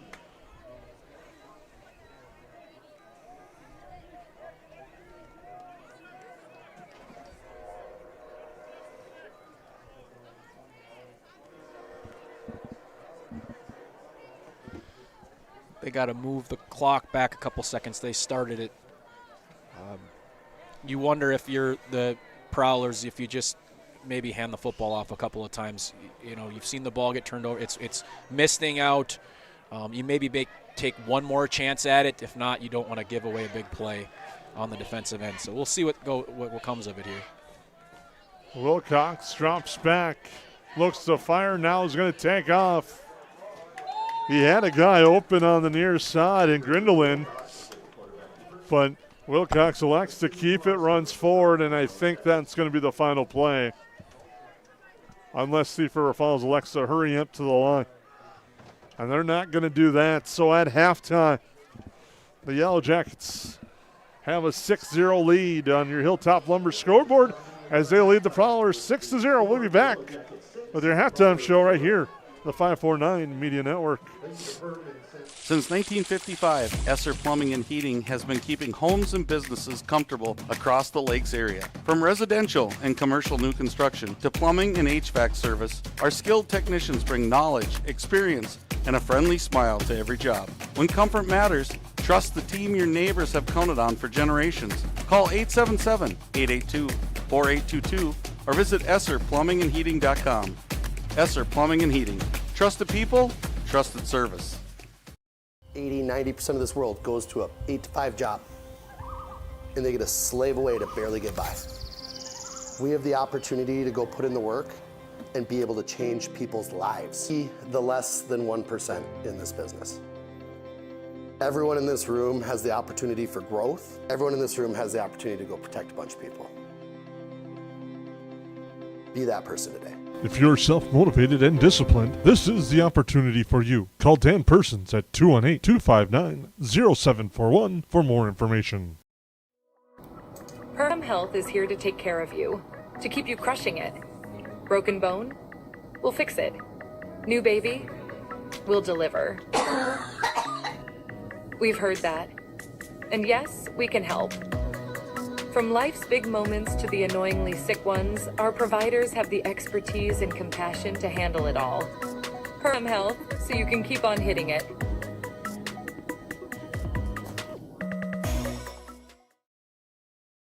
I'm Ryan Rusted with United Community Bank. United Community Bank has served the Lakes area since 1911.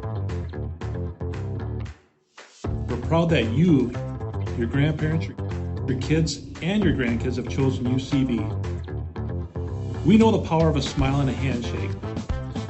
Perham, Dent, Frazee, those are our communities. And United Community Bank is our bank.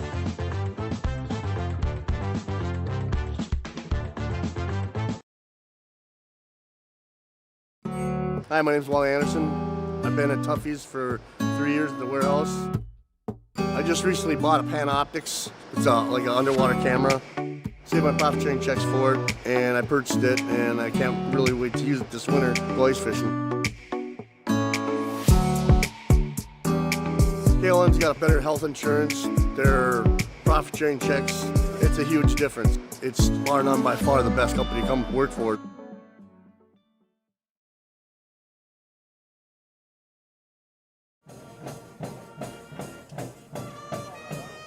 Welcome back to the Meinhover Field here in the press box. I'm Jason Groth with Kyle Haberman. We thank you for tuning in as we take a look some scores from around the area, Kyle. Well, in the 3A scores, you got DGF over East Grand Forks 14-7 at the half. And then you have Barnesville in 2A games. Barnesville up over Warroad 30-0. A minute left in the second. Hawley up over Roseau 21-8 with about a minute left in the second. And Breckenridge 35-8 over Monaga with a few minutes left in the second quarter. Some entertaining scores that are going around, and right now 6-0 here. Yellowjackets leading the Prowlers. We'll take a break. We had an interesting event last week, Tuesday night at the Pack.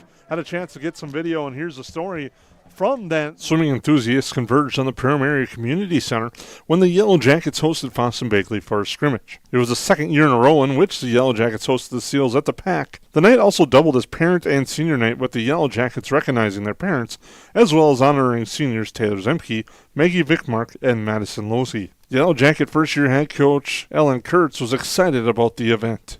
We are really excited to welcome back Foston for another home meet. This is the second annual home meet. And it's not an official meet, but we have fun between the two of us. Both teams the girls have gotten to know each other, and it's fun to have a home meet in Perham. Yellowjacket Taylor Zemke says it's a fun meet, and Foston brings a lot of energy to the pool. I'd say it's really good. Foston, they're a very, very fun team. So I'm glad that they're the ones who are here because they definitely bring a lot of energy. A lot of parents helping out, so it's good. Yellowjacket senior Maggie Vickmark says there's a lot of positives to having a meet at home. Honestly, it's really good because now we don't have to go all the way to DL for our home meet when it's technically not our own pool. It's also easier for pep band. That way they can go up the stairs and even be louder. Yellowjacket senior Madison Losey was grateful for all the hard work that was put into senior night at the Pack. Especially since we get to do like trifolds and we got senior books. We got to do senior books this year. So that was also really fun to be able to make the trifolds and get these senior books made, and we get to do the senior speeches and have pizza. So it's really fun to have the whole meets here against Boston because they have a fun time too.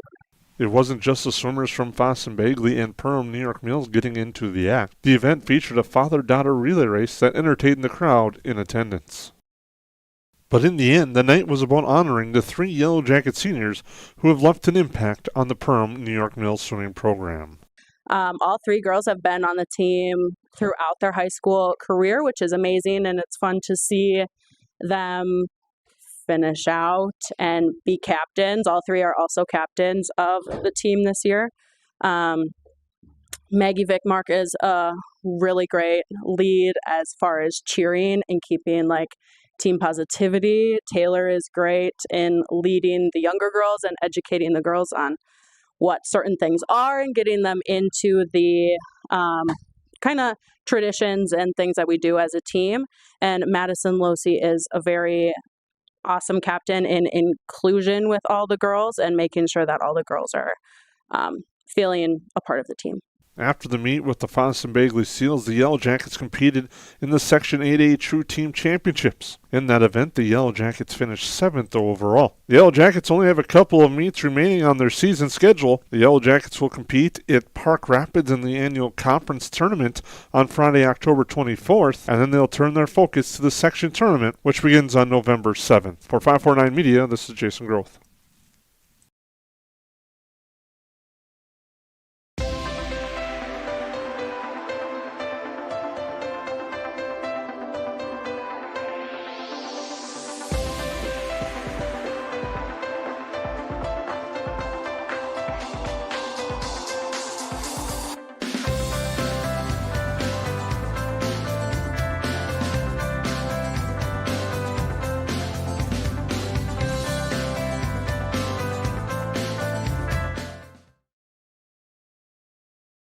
At Hilltop Lumber, we help plan, supply, and deliver dreams. We are family owned and operated, serving the Lakes area since 1988. Though Hilltop Lumber is our name, we're much more than that. We provide superior consulting and design, accurate estimates, thorough product knowledge, and on-time delivery. We have a full range of building supplies from windows, doors, decking, and siding to hardware, tools, paints, and stains. Take the stress out of building and let us help you find the perfect products for your project. Hilltop Lumber. We help plan, supply, and deliver dreams. McCall Construction is the Lakes area full-service construction management company, offering a truly personalized experience. From dream homes to commercial spaces, McCall Construction focuses on putting you first with experienced value engineering that delivers on your vision and surpasses your expectations. Whether you already have a plan or you're just getting started, give them a call. McCall Construction will make the entire process so much easier. Call them at 218-346-7070 or check them out on Facebook. At Hilltop Lumber, we help plan, supply, and deliver dreams. We are family owned and operated, serving the Lakes area since 1988. Though Hilltop Lumber is our name, we're much more than that. We provide superior consulting and design, accurate estimates, thorough product knowledge, and on-time delivery. We have a full range of building supplies from windows, doors, decking, and siding to hardware, tools, paints, and stains. Take the stress out of building and let us help you find the perfect products for your project. Hilltop Lumber. We help plan, supply, and deliver dreams. Welcome back. Halftime here at the Ted Meinhover Field. Stronger mist, drizzle coming down now at halftime.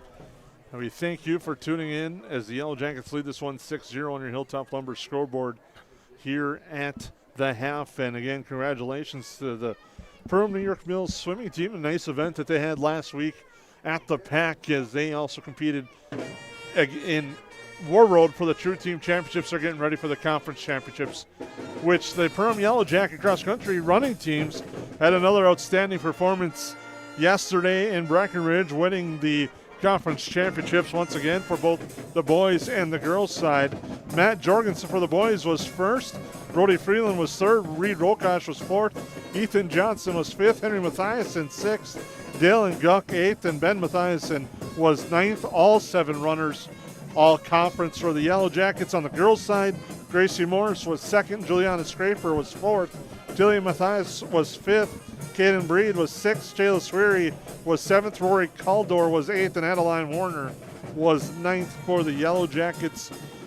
And the Yellowjackets, if they had it going further down, besides 7 runners, would have had more all-conference runners in there. But just an outstanding performance once again for Jeff Morris's squad as they're primed and ready to go as they're getting ready for some big meets coming up here. When was the last time that either one of them didn't win the conference? That's a good question. Since my time here, 12 years, at least they've been first every year. I'm sure Morris will text us here shortly, but it has been a long time. You know, it's almost got to the point where it's so expected. You know, we, like you said, they have a JV that would have been probably second in the team, and it's just a testament to what they have created within that program. And just, you know, it's crazy. It's one of those things I think we take for granted in this community because it's just, you know, it's just so, you know, go around in the summer and you see kids running. You go in the fall, you see kids running. And one of my favorite moments ever was during COVID when I wasn't here yet, and that was one of the major pushes that got me here. Is you saw all these sleepy towns, and I came into town, and there's just kids running together, and it's just, certainly you and I aren't going to get it, join the team anytime soon, but it's just amazing the types of kids they get in there that, maybe wouldn't be in a sport and just create that family atmosphere. But it's just such a wonderful program that they've created, and I wonder the last time that they didn't win a conference, because it's had to have been, quite a while ago. As our camera pans out and shows the whole view, you can see the rain starting to come down a little stronger here on Meinhover Field in Perham tonight. It's going to play a role in the second half. Turnovers have played a role here so far in this game, and that will play a role as this continues to roll out. Also, thank you to Matt Lamb and the Pep Band, keeping the crowd entertained, doing a great job. There's another person we need to give a shout-out to, and that's Yellowjacket senior Kaya Anderson. Congratulations to her, section champ. She will be competing in the state tennis tournament an unbelievable undefeated season. One thing that I thought was unique about this season for her in tennis, every match that she had this year, she won in 2 sets. There was no 3 sets for her. So every match this year went 2 sets. She won them both and swept, never went to a third. And that's an impressive run, and good luck to Kaya at the state tournament coming up. I haven't talked to EA much in regards to just how much she's prepared over the summer and the off season. You know, she's a fantastic basketball player as well, but just the absolute domination she had. It's a good section too for her to get through. As we haven't necessarily pushed it with individuals. It's just been amazing to see that run for her, and good luck to her down at the state tournament. That's coming up next week, and we wish her the best of luck. We'll take a timeout, come back, get you set up for the second half right here on the 549 Media Network. At Nias Family Sales, our experienced mechanics are here to provide exceptional service in a timely manner. With 10 service bays, the service department at Nias Family Sales can work on all makes and models. Our experienced mechanics can do everything from oil changes, tire repairs, brake service, engine and transmission repair, and much more. Schedule your vehicle today.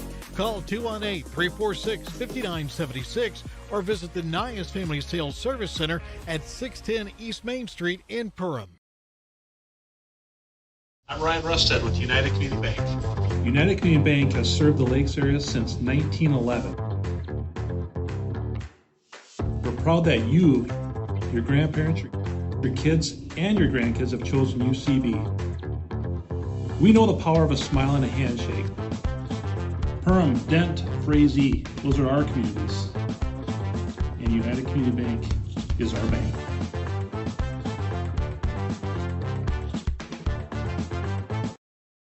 Central Market, the fresh place in Perham and Detroit Lakes, offering the freshest meat, produce, bakery, and deli products possible with great value for your money. A visit to Central Market is a journey into freshness. You'll always be able to find a wide variety of items that will result in the perfect meal for your family and friends. Begin with their meat department, and whether it's succulent fruit and vegetables, fresh baked specialties from their bakery, or the convenience of fresh deli selections. Central Market is the fresh place for your family. Go Yellowjackets!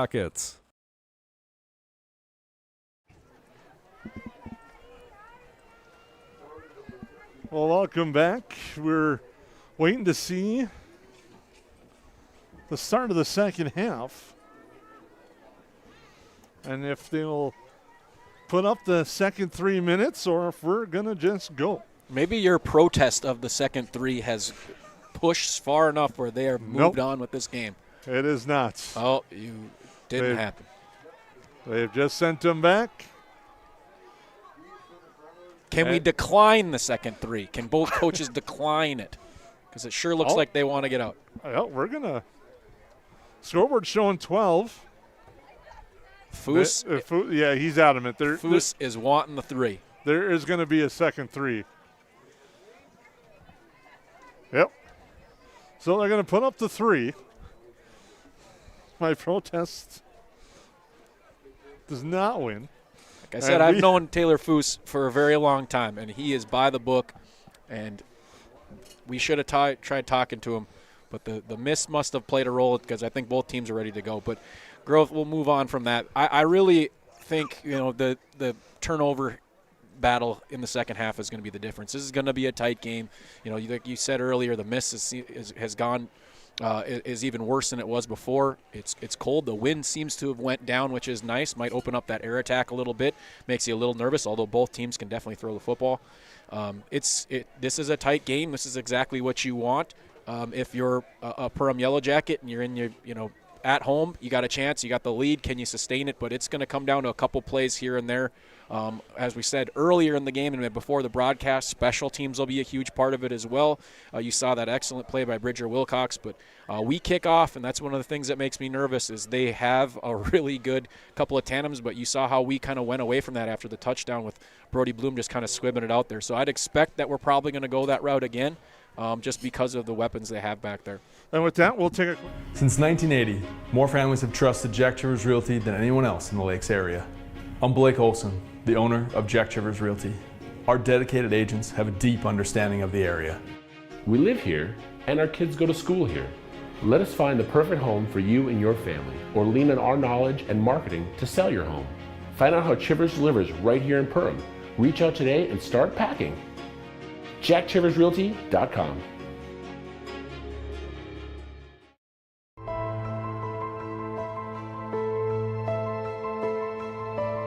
It's not necessary to build your business in Perham, Minnesota to be successful.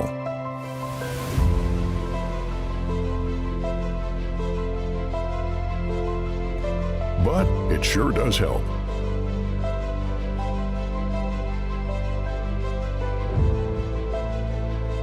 Hammers Construction. Your vision, our team.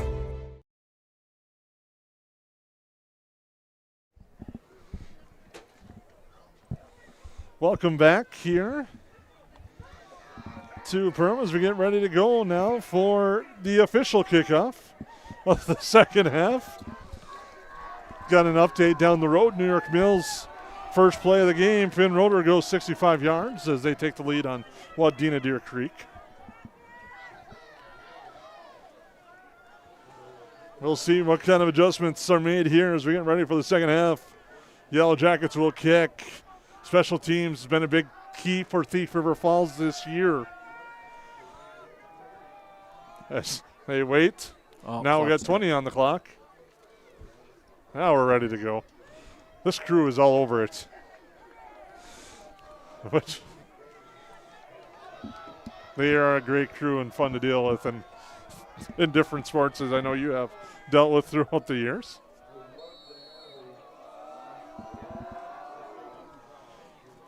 Short kick to the far side and swarmed under right away.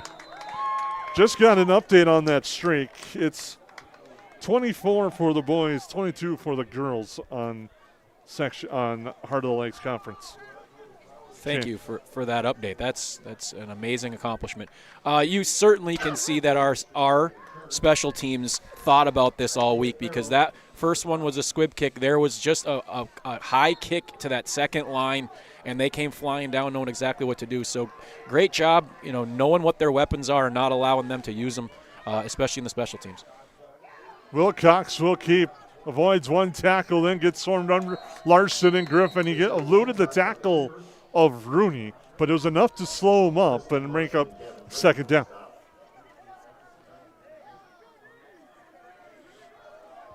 Great start. You sit in the cold and you wait, come flying off the ball like that, making a play early, kind of sets the tone here. We just got to stay disciplined, knowing that one play can be the difference, particularly with not getting that 2-point conversion or that missing the extra point.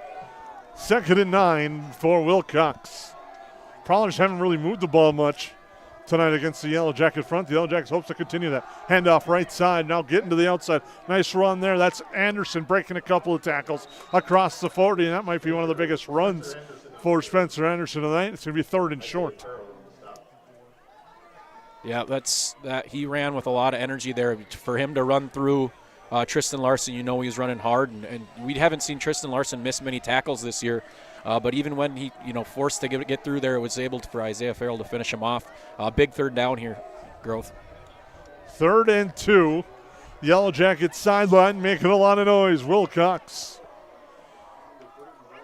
Handoff straight ahead. Anderson runs right through his lead blocker. The initial spot gives him a first down to the 45. That was impressive how he just ran through his lead blocker, Ted Anderson. He said, I'm getting this. And it's 1st and 10. Ty Rooney was one of the guys in on the tackle. It's interesting. He's listed as a quarterback on the sheet, and we didn't see a ton of him in the first half, so he's running with a lot of energy. Look for the football to go to him more and more. The flex zone offense. Wilcox pulls it, fires the pass complete. Nelson on the reception across midfield. He gets 6 on the play. It'll be 2nd down.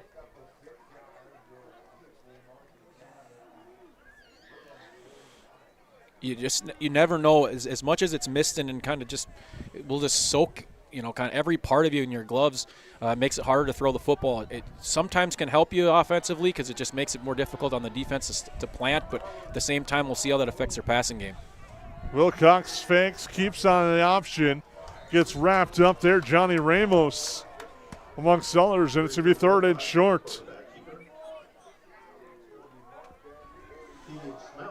Schmel's in there as well, third and a long one.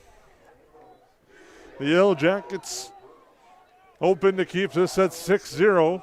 9:15 to go here in our third quarter, opening drive of the second half. Potential seeding implications on this game as Anderson straight ahead, running with the football loose. The Yellowjackets, once they have them wrapped up trying to strip it, that allows Anderson to get a couple of more down to the 37. I would have liked to have been in there in that locker room for that speech out of the Prowlers, because they have come with a different energy at the line of scrimmage, particularly at the second half, really pushing us back. And at this point, they're about 8 yards a clip with their plays so far in the second half. First and 10 at the Yellow Jacket 37. Wilcox rolls to his right. Has a man, but the pressure comes now. Tucks it and throws. Nice job. Did he keep his feet in bounds? He did. Nice reception, Tucker Grindelin. Keeping that foot inside. Had 1 foot down in bounds as he makes the catch. First and 10 for the Prowlers. On a nice pitch and catch, Wilcox on the roll. Has the first down to the 26.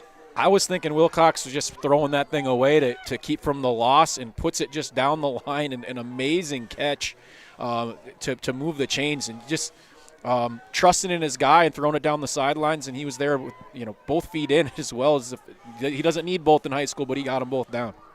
One receiver to the near side. That's Grindelin. Keep an eye on him. Fake the handoff to Anderson. Wilcox looking now. Pump fakes. Now fires it away late. Wilcox waited to his last second and let that go. Thought he had Grindelin right away, but I think he was trying to shift him downfield in direct traffic. But the defensive front and the pressure, Ty Rooney amongst others, came through and brought some pressure and got to Wilcox, who had to throw it away. Sure looked close to a sack there, but he must have got it off in the last second. As much as they went to the right here, and then Bridger has to run all the way back to get the play each time in the last two plays, he's got to be in pretty good shape because he's had a lot of run, and you can kind of see him right now as it looks like he's wearing down a little bit.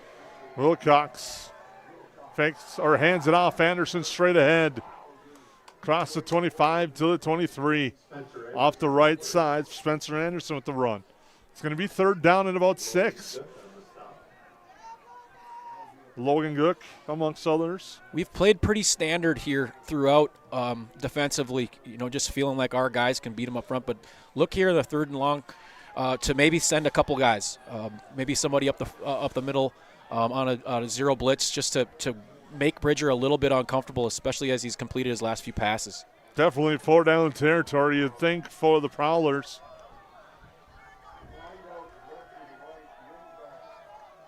They send the man in motion. That's Winter. Tough snap. Wilcox gets it, though. Now he's going to try to make something out of nothing and run forward and drive to the 20. So he gets a couple of yards, makes fourth down a little more manageable. No panic there from Wilcox. Once that ball hit the deck, he took off, went forward. Yeah, sometimes it's tricky, you as a defensive end, or Exie kind of looked at it, wondering if he should go for the football, and then he didn't, and so then he's looking to make the tackle and had a chance at it, but kind of just throw him off and throws you off your groove. And Wilcox be able to make the most of that play, puts him in a fourth and manageable, but we got to find a way to make a stop here. 4th down and 4. Yellow Jackets leading 6-0. 6:45 and counting, third quarter. Wilcox looking things over. Claps once, now sends a man in motion. That's Winter. Wilcox goes to his left, now fires to the far side. Too far. He was looking for Wyatt Nelson on the crossing route, trying to lead him to the sideline, and it's too far. It's incomplete, and a turnover on downs. He had some options there. He had that initial push on the running back coming out of the backfield. I thought that's where he was going, but he saw Wyatt Nelson and tried to sneak a pass in there, and it just overshot him by a little bit. But great stop by our Perham defense. It's one of those when you're sitting at home watching on Sunday, you're like, why aren't you throwing the check down, and you see something further downfield. Fortunately for the Prowlers, it didn't work. That brings Deloff and the Yellow Jackets back out. They stack the power to the right side. And they're going to go that way with Griffin. And Griffin gets 4, coming off that 100-yard performance against Hawley.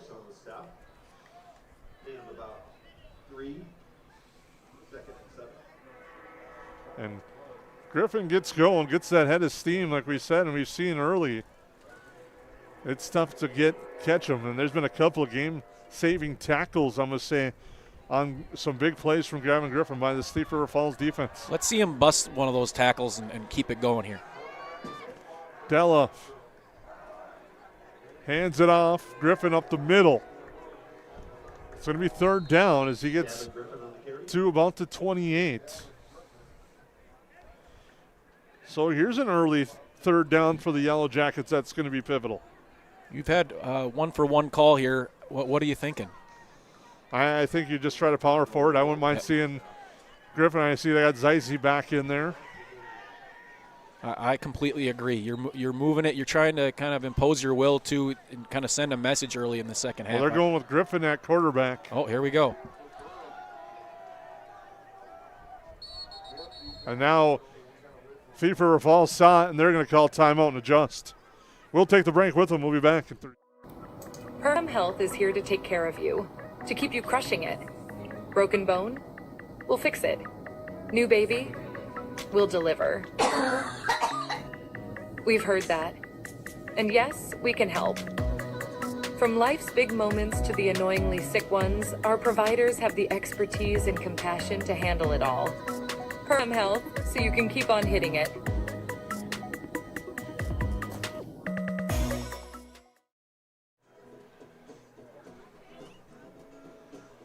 Well, welcome back. Big 3rd down coming up for the Yellow Jackets. Playbook wide open, I think, for the Yellow Jackets here on this 3rd down. You feel good about them going, being really comfortable, completely going out of that formation and throwing Griffin in as a quarterback because they've had success.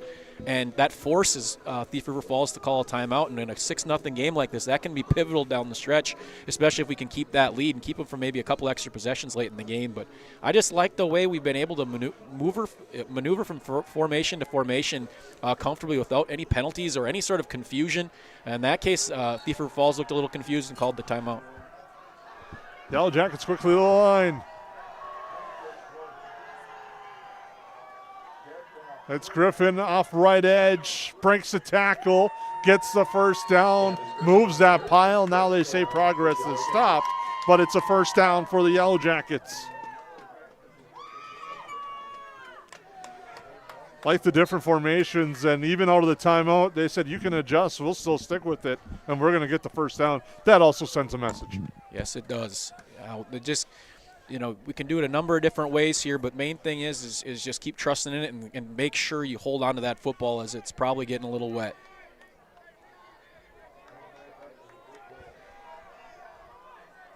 Griffin again. Now he's going to hand it off. That's to Larson, a nice tackle there. Breaking it up there was Ian Winter. Said his name a few times, and he makes a nice tackle on Tristan Larson. He's had a nice game. He really has. And, that's the first time we ran that where he's handing it off. You want to get a little bit careful there. That handoff did not look very smooth, which is probably why they were able to bust that through there. But you start switching quarterbacks and who's the ball's getting hiked to and who's handing off to who. That's when you can have that big negative play or a turnover. Wildcat-type offense now the Yellow Jackets have ran. They're going back to Detloff. And I think we're going to have a stoppage. We are having a stoppage. Timeout. Yellow Jackets. Yellow Jackets will take that timeout. So we'll take it with them. Picture this. Brand new floors that make your home feel brand new. At Interiors by Winkles in Perham, flooring isn't just what we do, it's all we do. For over 35 years, our family-owned showroom has helped homeowners find the perfect carpet, hardwood, vinyl, or tile. We handle it all. Design ideas, detailed estimates, and expert installation, so you can enjoy the results, not the stress. Interiors by Winkles, where flooring meets expertise. Visit interiorsbywinkles.com to start today.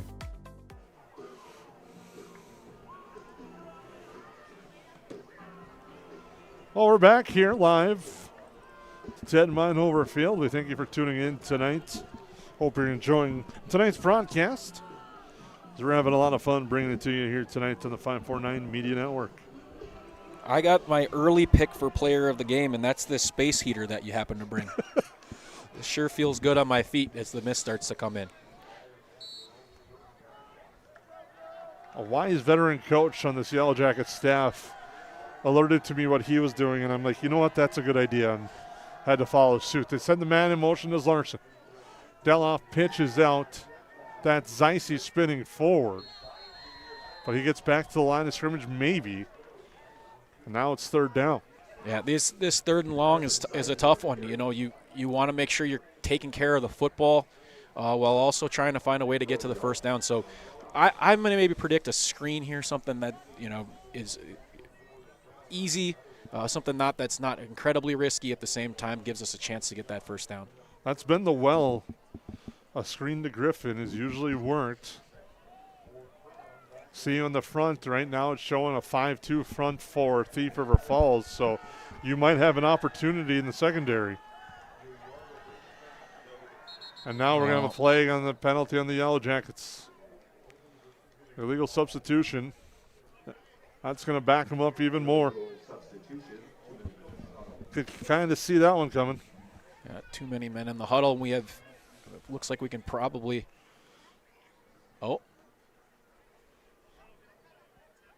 we had 10, so we were down to 10, so the penalty is taken away. I'm not sure how they do that clockwise, but I mean, you can't blame the head official for throwing the flag because you're assuming that must mean we have 12, but we only had it.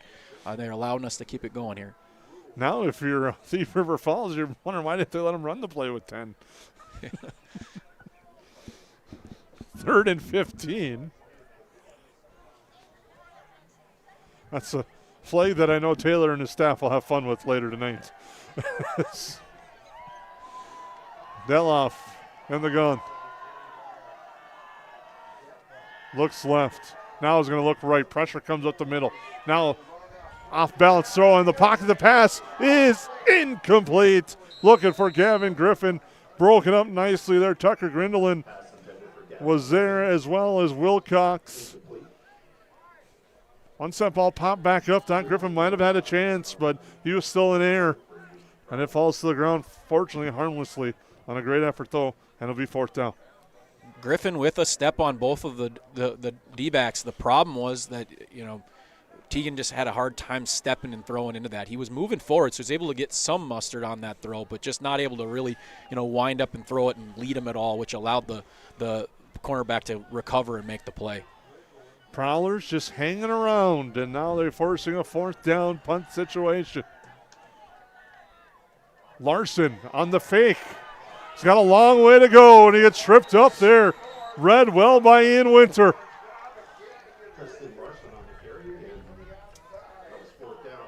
And the turnover on downs gives it to the Prowlers with excellent field position. Risky call. It doesn't pay off for the Yellow Jackets. 1st and 10 for the Prowlers at the 33.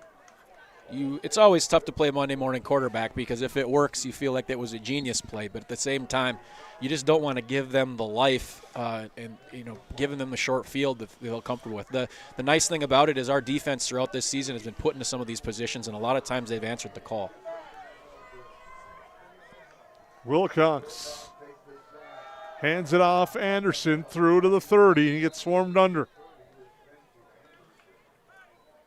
Johnny Ramos as well as Schmelz, or excuse me, that was Logan Guck in there.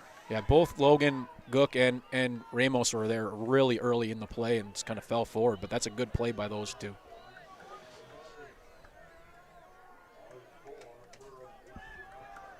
Wilcox again taking a look, gets the snap, handoff Anderson.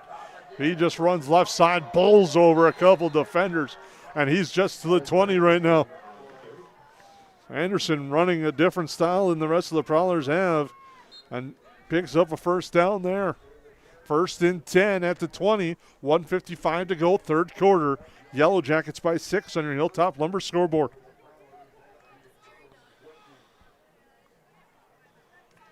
Can the Yellow Jacket defense continue to bend but not break? Wilcox.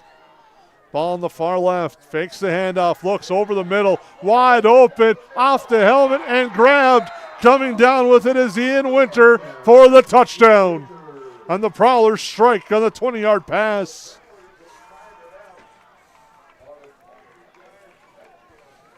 Ian Winter from Wilcox. That's a tough call on whose spot that was, whose coverage that was. Looks like possibly strong safety. I'm not sure exactly who missed that, but he was absolutely wide open. Got to find a way to block this or at least obstruct it enough for him to miss it. This is a big play. And now we got a flag on this attempt.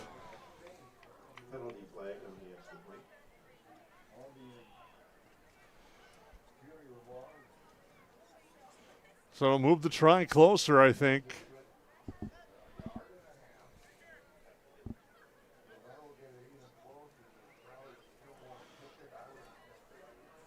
I think this is going to change them into going for two here.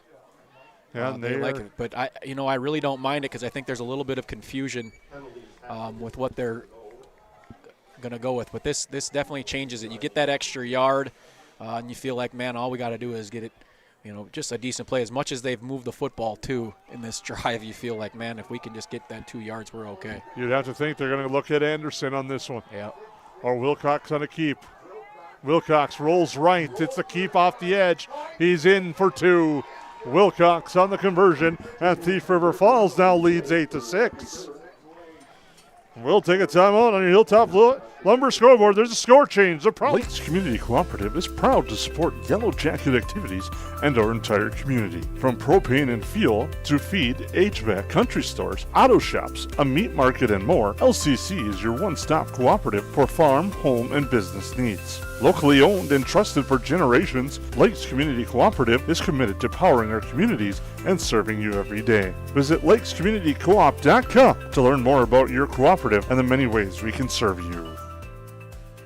At United Community Bank, we're not just in the community, we're sewn into the fabric of it. We shop downtown, we coach Little League, we're a part of your story. We're not serving customers, we're serving families. And we've done so since 1911. We're here for your first bank account, your first car, your first home. Community is our middle name, and Perham, Frazee, and Dent are our homes. And where some banks have branches, we have roots. United Community Bank, ucbankmn.com, member FDIC. Welcome back. The Prowlers turn the short field into 6. And now they have the lead and the momentum, and the kick is off. Scooped up by Griffin. Across the 30, and he's swarmed under at the 35.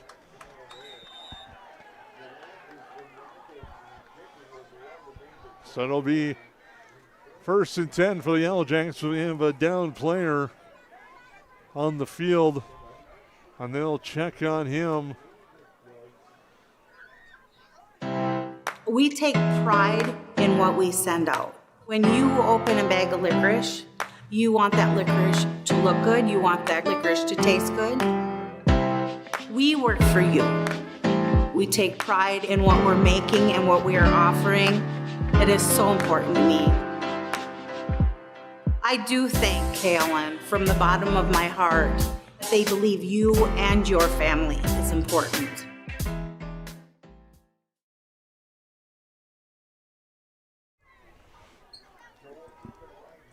Well, welcome back. Jaden Borman was the injured Yellow Jacket. Good to see he was able to pop up. As we're back live. Yellow Jacket football trailing by 2 here in the third quarter with 1:23 to go.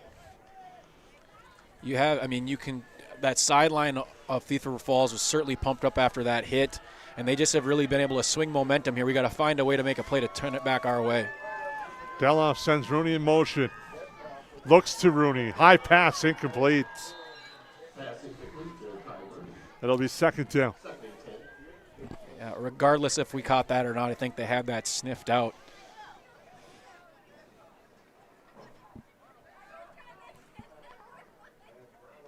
It'll be 2nd down. Momentum changed after the 4th down punt fake.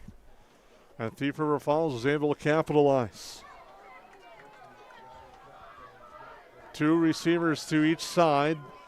Detloff sends a man in motion. That's Farrell to the near side. Low snap. He's able to get it, the handoff off. Griffin trying to spin and break. He can't as the Prowlers hold on. And it'll be 3rd down and about 9, or maybe 8, as Alt was there. We need a spark growth. We got some kind of sunken shoulders here. All it takes is one guy to make a play, though, and that's the beauty of this. It's got to find somebody to step up. One of those you won't mind seeing maybe that play fake rollout, give Detloff an option to run and or throw on the outside. Feel like they've been trying to set something up. We'll see what they like to run with 2 receivers here, Zacharias and Rooney to the near sideline. They send Rooney in motion, fake the handoff to him. Now Detloff's going to step off and take off. But the Prowlers kind of set the trap there. They make it seem like it's open, and then they just swarm under, and it's 4th down. You're exactly right, Growth. They're just baiting him into that run, making him feel comfortable, and they just have him absolutely spied. And this has happened a number of times where he thinks it's there, and then it's a 2-3 yard gain. You'd like to see him kind of just step up in the pocket and find one of those receivers. He's got plenty of weapons out there. The Yellowjackets will have a chance to decide what they'll do when we come back, as it's the end of the 3rd quarter. Here on the 549 Media Network, the Prowlers lead the Yellowjackets 8-2. We'll be back for the 4th quarter. They go where you go. They're your wingman. Your I should get this thing checked out support system. Who knows? They may even be your +1. Or should we say +4? These are your tires. Small town, large city, winter, summer. Every destination and every type of weather. At OK Tire Store and Service, we go the extra mile so you can add some extra miles. See us for tires, preventative maintenance, and more. OKTireInc.com. Since 1955, Esser Plumbing and Heating has been keeping homes and businesses comfortable across the Lakes area. From residential and commercial new construction to plumbing and HVAC service, our skilled technicians bring knowledge, experience, and a friendly smile to every job. When comfort matters, trust the team your neighbors have counted on for generations. Call 877-882-4822 or visit EsserPlumbingandHeating.com. Esser Plumbing and Heating. Trusted people, trusted service. Welcome back. The Yellowjackets are going to come out in punt formation. Snap is off. The kick is a high one, short. Takes a Yellowjacket bounce, and also there is a flag. I think we will see a sideline warning. Flag was thrown on the Yellowjacket sideline.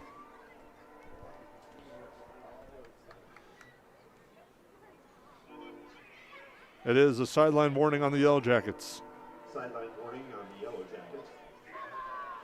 Nice call, Kyle. You picked that one up right away. We've been good at the old one sideline warning a game this season. You're happy with the punt. You get them back in their spots, but our defense has to find a way to step up. You don't need to necessarily make a play or a turnover, even though you got kind of the conditions for it. You just got to find a way to get them to go 3 and out or get them to punt. Wilcox hands it off. Anderson picks and chooses and cuts to the right side. That was one of his stronger runs and more selective with the cuts there for Anderson. And he gets a 1st down and moves the chains as the miss continues to come down a little bit stronger. He's had an excellent second half, hasn't he?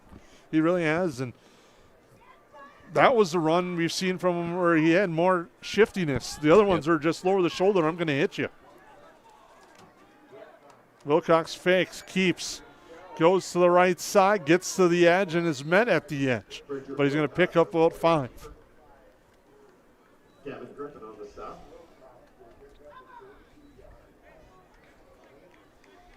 Maybe able to hear it. Some of the locals are starting to get antsy for the defense to come up with a stop. Yeah, it just doesn't feel like the same team. We just got to be the aggressor. I mean, if a play like that where Bridger's out in space, we got to find a way to put him on the ground hard and make sure that he does get a little bit. Right now, they're just too comfortable. Handoff again. Anderson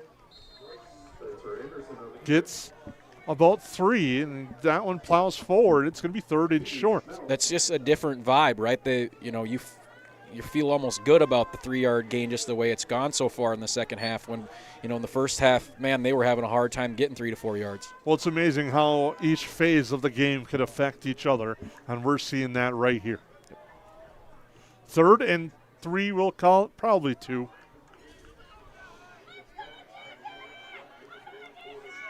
Here's an area where the whole playbook opens up if you elect to go for it on 4th. It's going to be straight ahead. Anderson across the 45, down to the 47, and another Prowler first down as he moves the sticks. Johnny Ramos and Keegan Schmelz on the stop. Ramos and Schmelz in on the tackle. Clock will continue to run here in the 4th quarter with the Prowlers leading 8-6 and the football with 10 minutes to go. And what has really turned out to be a real North football game here tonight in the northern Minnesota atmosphere, and the fall playoff weather is in the air. Wilcox. He's going to keep. There's a pop on the outside. Unfortunately, Anderson didn't have the football as Larson delivered the hit on the running back. But Wilcox drives forward and across midfield.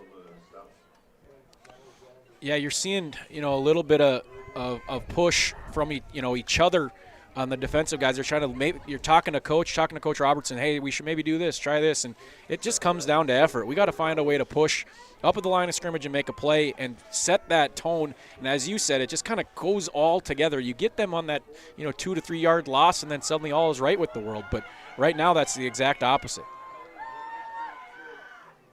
Wilcox over the middle, too far, looking for Winter. Zacharias and Griffin were there. That was the same play they scored the touchdown on, as they're trying to catch the Yellowjackets on that one, but the Yellowjackets were ready, and now it's 3rd down, and a big 3rd down here at 3rd and 6. 3rd and about 6 for the Prowlers. You're happy you make that play, right? You know they were going to go back to that after having that so wide open before. Nice that we had 2 guys there actually.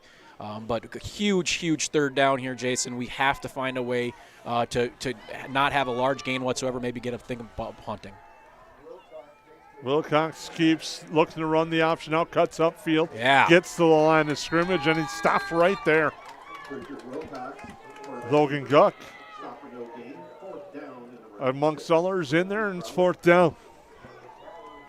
Johnny Ramos in there as well, Johnny Ramos. Thief River Falls has really, averaged about 5-6 yards a play, so they're right at that kind of zone, but it's right at midfield. I think you got to punt this.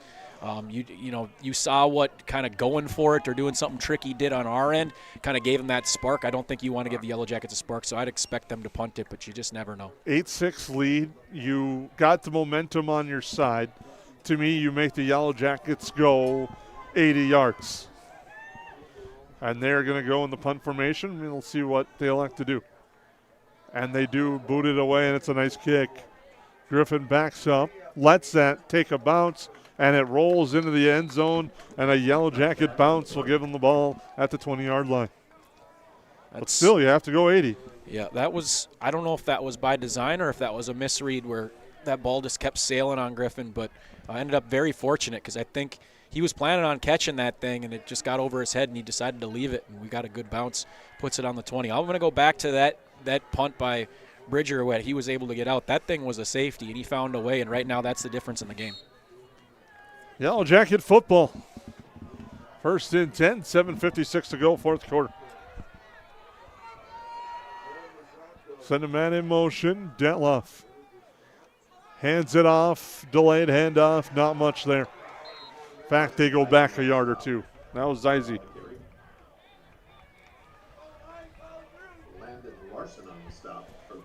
You're getting similar feedback from the fans too with our big guys up front trying to move guys. That was one where the second the ball got handed off, Zeise had guys in his face. So we got to dig deep here and make a push. And find that guy that's going to take us. A lot of times this season it's been Tristan Larson. We'll see if it's him. 2nd and 12. Jetloff looking over the defense. Has time. Firing for Griffin. Has Griffin. It's complete! Across midfield. Griffin with the nifty move. Now he's at the 35. Swings back here to the 30. Now he gets swarmed under at the 25. And there's the big play the Yellow Jackets need. He's still driving the pile. They blow it dead at the 25. Jetloff to Griffin on the big pitch and catch into Prowler territory at the 25. It was covered well, Jason. I mean, they were right there, but Griffin did a nice job of going back to the football and high pointing, not necessarily high pointing, making sure he was the first guy to the football, and then broke a couple of tackles for that huge play that we needed. Now we got to keep punching it through here. 2 receivers left, 1 to the near side. Larson moves in motion. Pitch out goes to Zeise. Trying to cut it back right side, but he's tackled right away by Spencer Anderson. Spencer Anderson on the stop. And it'll be 2nd and 11 after the stop there. There just hasn't been much there, and I think when you see Isaiah Farrell come in the game, maybe look for a little bit one of those jet sweeps that we did a lot last week. We're just not getting much up front, and so look to us to try to get out into space with maybe a little bit more of our speed guys. 4th quarter, 6 minutes to go. 2nd down and 12 for the Yellow Jackets. Deloff in the pistol, Larson behind him. Sends Farrell in motion, fakes the handoff to him. Rolls right, fires right, the pass incomplete too far, looking for Larson. It'll be 3rd down. 3rd and 11. You like to see the Yellow Jackets, they don't pick up the first down, get 7 or 8. Make a decision for head coach Jesse Hine. Yeah, I think you can really go any route here. We've got a lot of substitutions. Might be looking for something we haven't ran yet, but you could really go any route as long as you guys up front make the push. Norman near Griffin in the Wildcat. He fumbles a snap, picks it back up, swarmed under, and tackled on the play by Gress Ruby. As Ruby makes the tackle, it's 4th and long. You get the big play, and then unfortunately, the 3 plays go backwards. It's going to be 4th and long for the Yellow Jackets at the 34. They need to get to the 15.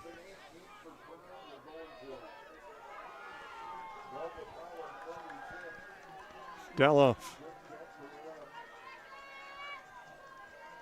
gets the snap, 5 wide. Steps up. Now rolls right, trying to stay behind the line of scrimmage. He does, it's intercepted. Picked off on the near sideline. Getting the interception, Jackson Vandestreek gets the pick. And the turnover gives it back to Thief River Falls. And now it's up to the defense with 4:53 and 2 timeouts to go. On your Hilltop Lumber scoreboard, the Prowlers lead by 2. And the Yellow Jackets get the turnover and the stop and give their offense one last chance. Wilcox, the Prowlers, hoping to have other ideas. They hand it off. That's Anderson grinding forward. Spencer Anderson on the carry. You have to think, when will the Yellow Jackets elect to use their timeouts on defense, as it's now 2nd down and 6. Schmel's upset with himself there. He had him in the backfield, and Anderson's been able to just push through and at least get past that first tackle, and that's a big one. That went from being 2nd and 11 to being 2nd and 5, and Schmelz would like to have that one back. Prowlers are going to work the clock as much as they can. They're in zero hurry as Wilcox is slowly bringing the play to the line. The hand goes up. They're going to have to hurry to get this play off. To the line, he takes a look, and there's the delay of game.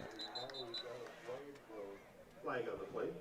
I mean, Yeah, that was a long time. I don't think Wilcox even, he was just kind of going with what his coach did, but I don't think he even noticed that the hand had went up, which is, right now it's a big part of it.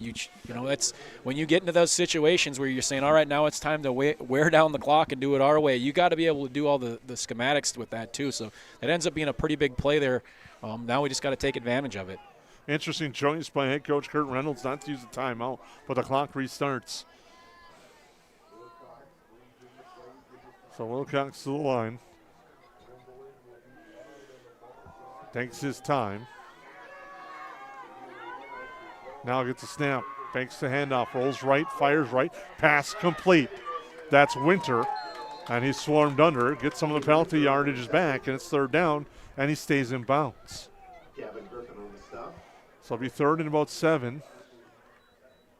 You can't be thinking about any sort of time here. You got to think about one big defensive play on our side of the football. They could go in any direction here with it being 3rd and 6.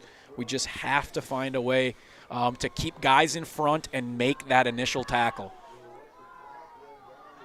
I'll have a question for you pending the result of this play with Wilcox in the gun. Taking his time. Now Durex pulls it down. He's going to fire. Now pumps. Fires downfield. The pass is intercepted. Room to run on the near side. It's Borman. Takes the tackle. He's at the 10, the 5. Touchdown Jackets. No flags. No. There is a flag here on the near sideline. Borman with the pick. We'll see if it's after on the return. But there is a flag. There's a flag right in front of us, Growth. In his decline, it's a touchdown. Jaden Borman, pick 6 for the Yellowjackets.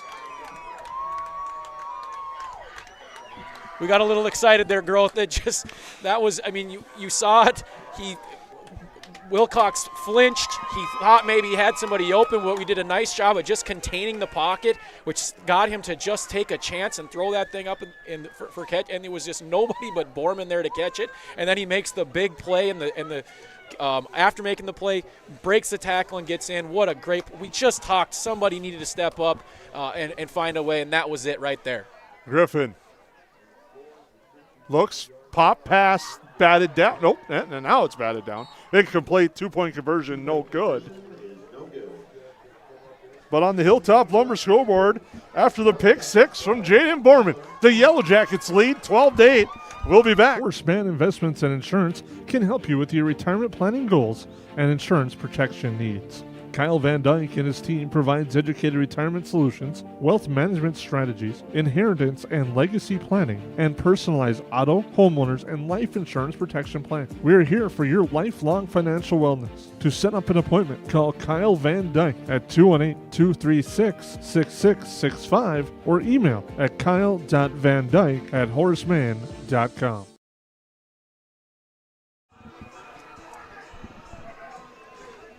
Well, welcome back here to the Ted Meinhover Field. 2:41 to go after the touchdown by Jaden Borman on the pick 6 for the Yellowjackets. Sorry for stepping on your call there, Growth. I was excited for the play. I was excited for Borman. He's such a great kid, part of the basketball program, and he's just done so much good things. I just got too excited. Like you said, I've watched too much Vikings football where Pete Bursich jumps on calls all the time. I've done a good job all season, and that one I couldn't help myself. But we got to get focused here on this. We've talked about their special teams all night, and they've proven to be right. Now you got to find a way to make a tackle here and make them go the distance the old-fashioned way.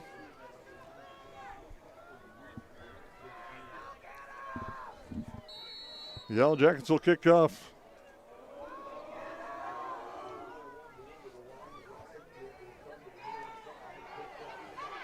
And now a return to the near side and driven out of bounds was Grindelin on the return and a late flag. Tucker Grindelin on the return. Flag on the play. And we'll see if it's going to be on the Yellowjackets. So the flag might be a block in the back. It is a blindside block. It's going to back up the Prowlers. 2:36 and counting.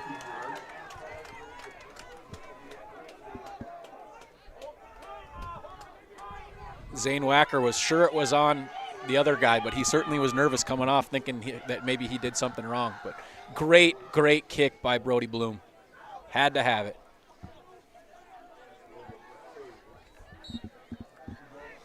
Big drive here now for the Yellow Jacket defense, trying to get the stop. 2:35 to go here in the fourth quarter. Yellow Jackets lead 12-8. Wilcox fires right side, pass complete. That's Grindelin on the reception. Tucker Grindelin on the reception. Gavin Griffin and Ty Rooney on the stop. Rooney and Griffin on the tackle will be 2nd and 2.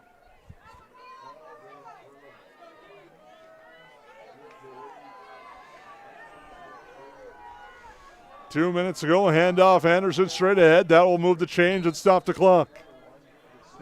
Spencer Anderson on the carry. Ty Rooney on the stop. 2 minutes left here, Jason. That's a lot of time. We got to find a way to stop him earlier in that run. They got plenty enough time to get down the field running if they're going to get that much at a crack, and that would open up their pass game as well.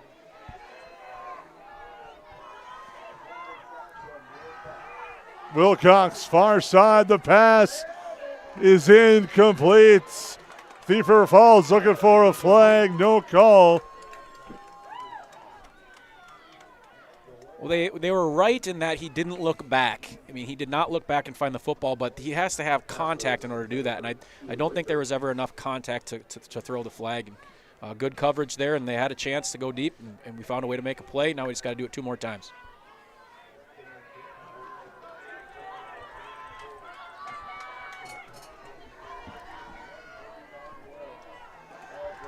Wilcox pumps, runs with it to the 40, gets hit, goes out of bounds. Schmel's there.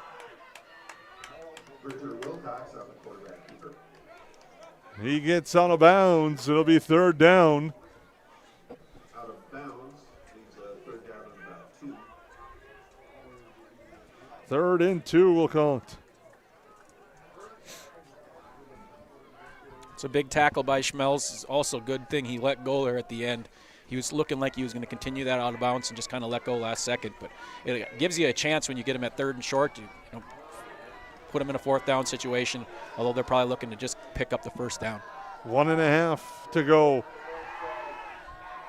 Wilcox pumps, now rolls. He has plenty of time. Fires downfield. Griffin leaps through his hands. Incomplete. Almost an interception. Looking for Ian Winter on that one. 4th and 2. So it'll be 4th down and 2.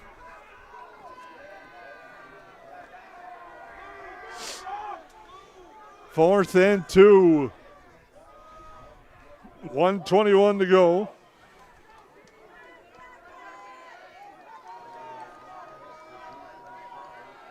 Fourth in ball game.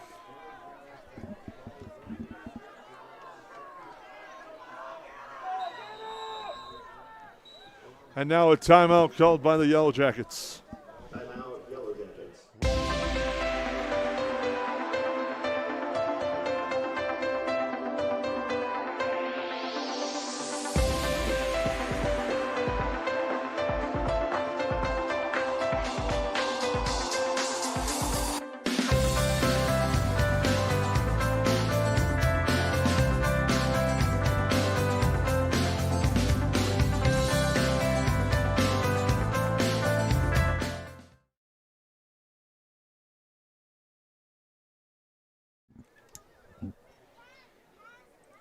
Welcome back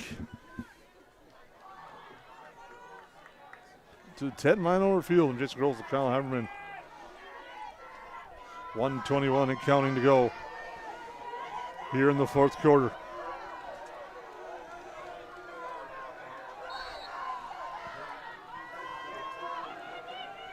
Working in the gun is Wilcox.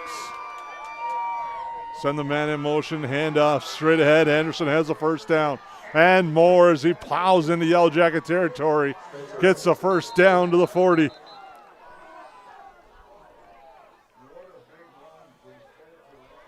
Ball, Yellow Jackets say the ball came out. Officials are going to discuss. It's a first down for Thief River Falls. First down, Prowlers.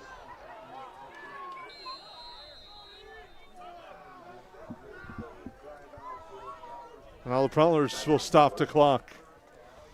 Perham Health is here to take care of you, to keep you crushing it. Broken bone? We'll fix it. New baby? We'll deliver. We've heard that. And yes, we can help. From life's big moments to the annoyingly sick ones, our providers have the expertise and compassion to handle it all. Perham Health, so you can keep on hitting it.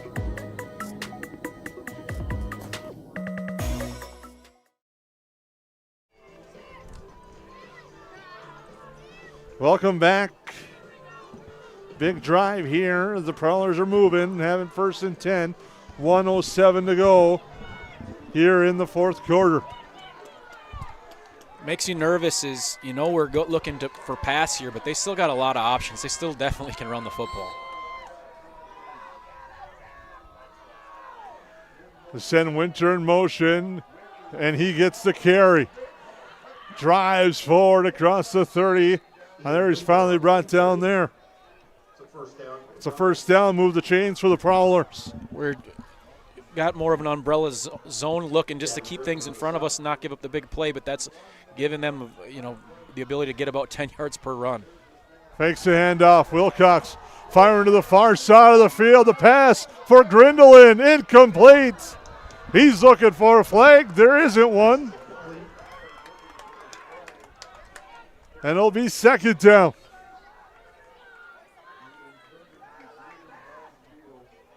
Good coverage on the far side. They're looking for Grindelin. And it's incomplete. He certainly has the height advantage over Isaiah Farrell, but Farrell did a nice job of competing and hand fighting, and I think that'd be a tough call to make, but both guys had a chance to make a play there. Wilcox, second down. Send a man in motion. Fakes the handoff. The pressure comes. Trying to get rid of it, he can't. And the Yellowjackets get to him. And now Thief River Falls will have to use their final timeout. Johnny Ramos with a huge play there. I think that's our first sack of the game there. It just really needed. He stuck to it. Didn't kind of jump on any one of those fakes. Just found a way to wrap him up and then, you know, just wait for other guys to get there and put him in a position. He looked like he maybe could have got rid of that ball late, but you don't want to turn it over.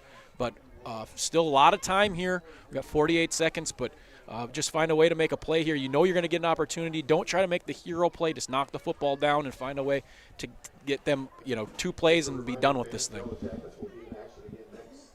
Yellowjackets will play on Tuesday no matter what. It's a matter if the Yellowjackets are hosting, potentially could be on the road, depending on how the matchup works out. And also depending on what happens in the final 48 seconds, so we'll call them 50 now as they put 2 on the clock. Second and 10 for the third down and 10 for the Prowlers.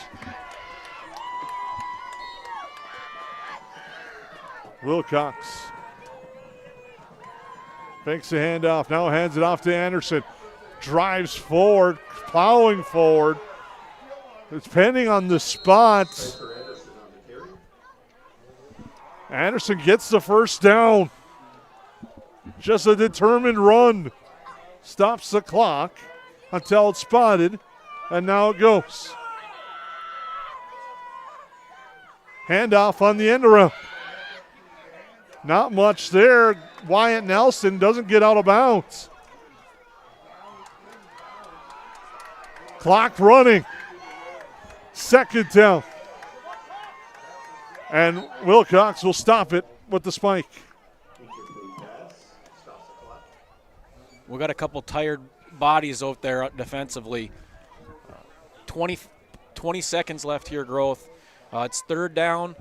You know, you got to expect they're going to let Wilcox try to make a play here and use one of those big-bodied receivers, but just like they, you know, did in that third down play there, they could also try to run that thing as long as they say you got to find a way to get a first down. to stop the clock. Game that everyone in Perham's keeping their eyes on. Morris and New London Spicer scoreless at the half. Wilcox to the line, 3rd down.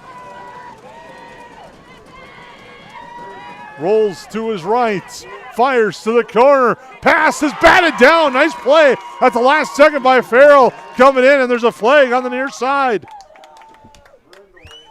Isaiah Farrell with a huge brass pass breakup. Well, what's the flag? Holding on Thief River Falls. It's a tough call here, Growth. It's 14 seconds left, so they're going to back him up. Yep. With that limited amount of time and no timeouts, you might as well take the yards there. But that is a tough one to give them an extra down. It's a little bit of a gamble, but I think you got to do it. Wilcox and the Prowlers went to the wire last week. Can the Yellowjackets hold them off here? Wilcox steps up, rolls left. He's got a fire left. Pass by indication on the sideline is incomplete. And it's going to be 4th down with 7 seconds to go. This is ball game.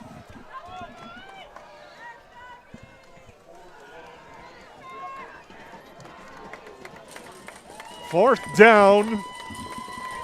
We'll call it 17 at the 26-yard line.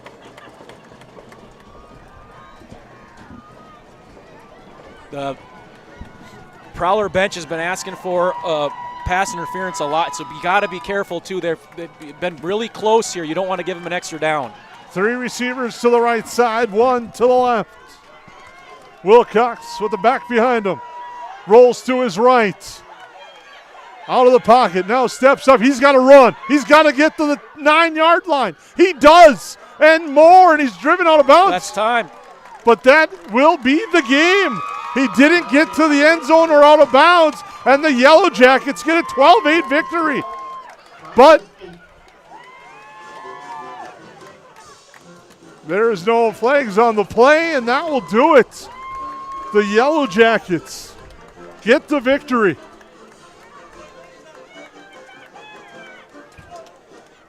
And a crazy game it was as the Yellowjackets pull out a 12-8 victory over Thief River Falls.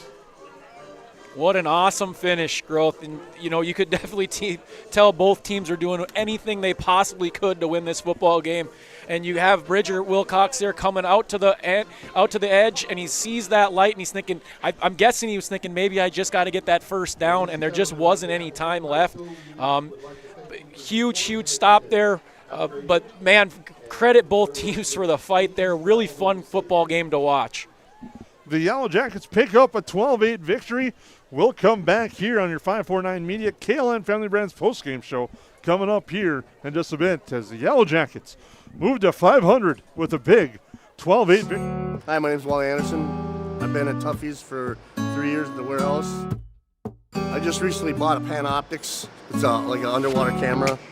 Saved my profit sharing checks for it, and I purchased it, and I can't really wait to use it this winter go ice fishing. KLN's got a better health insurance.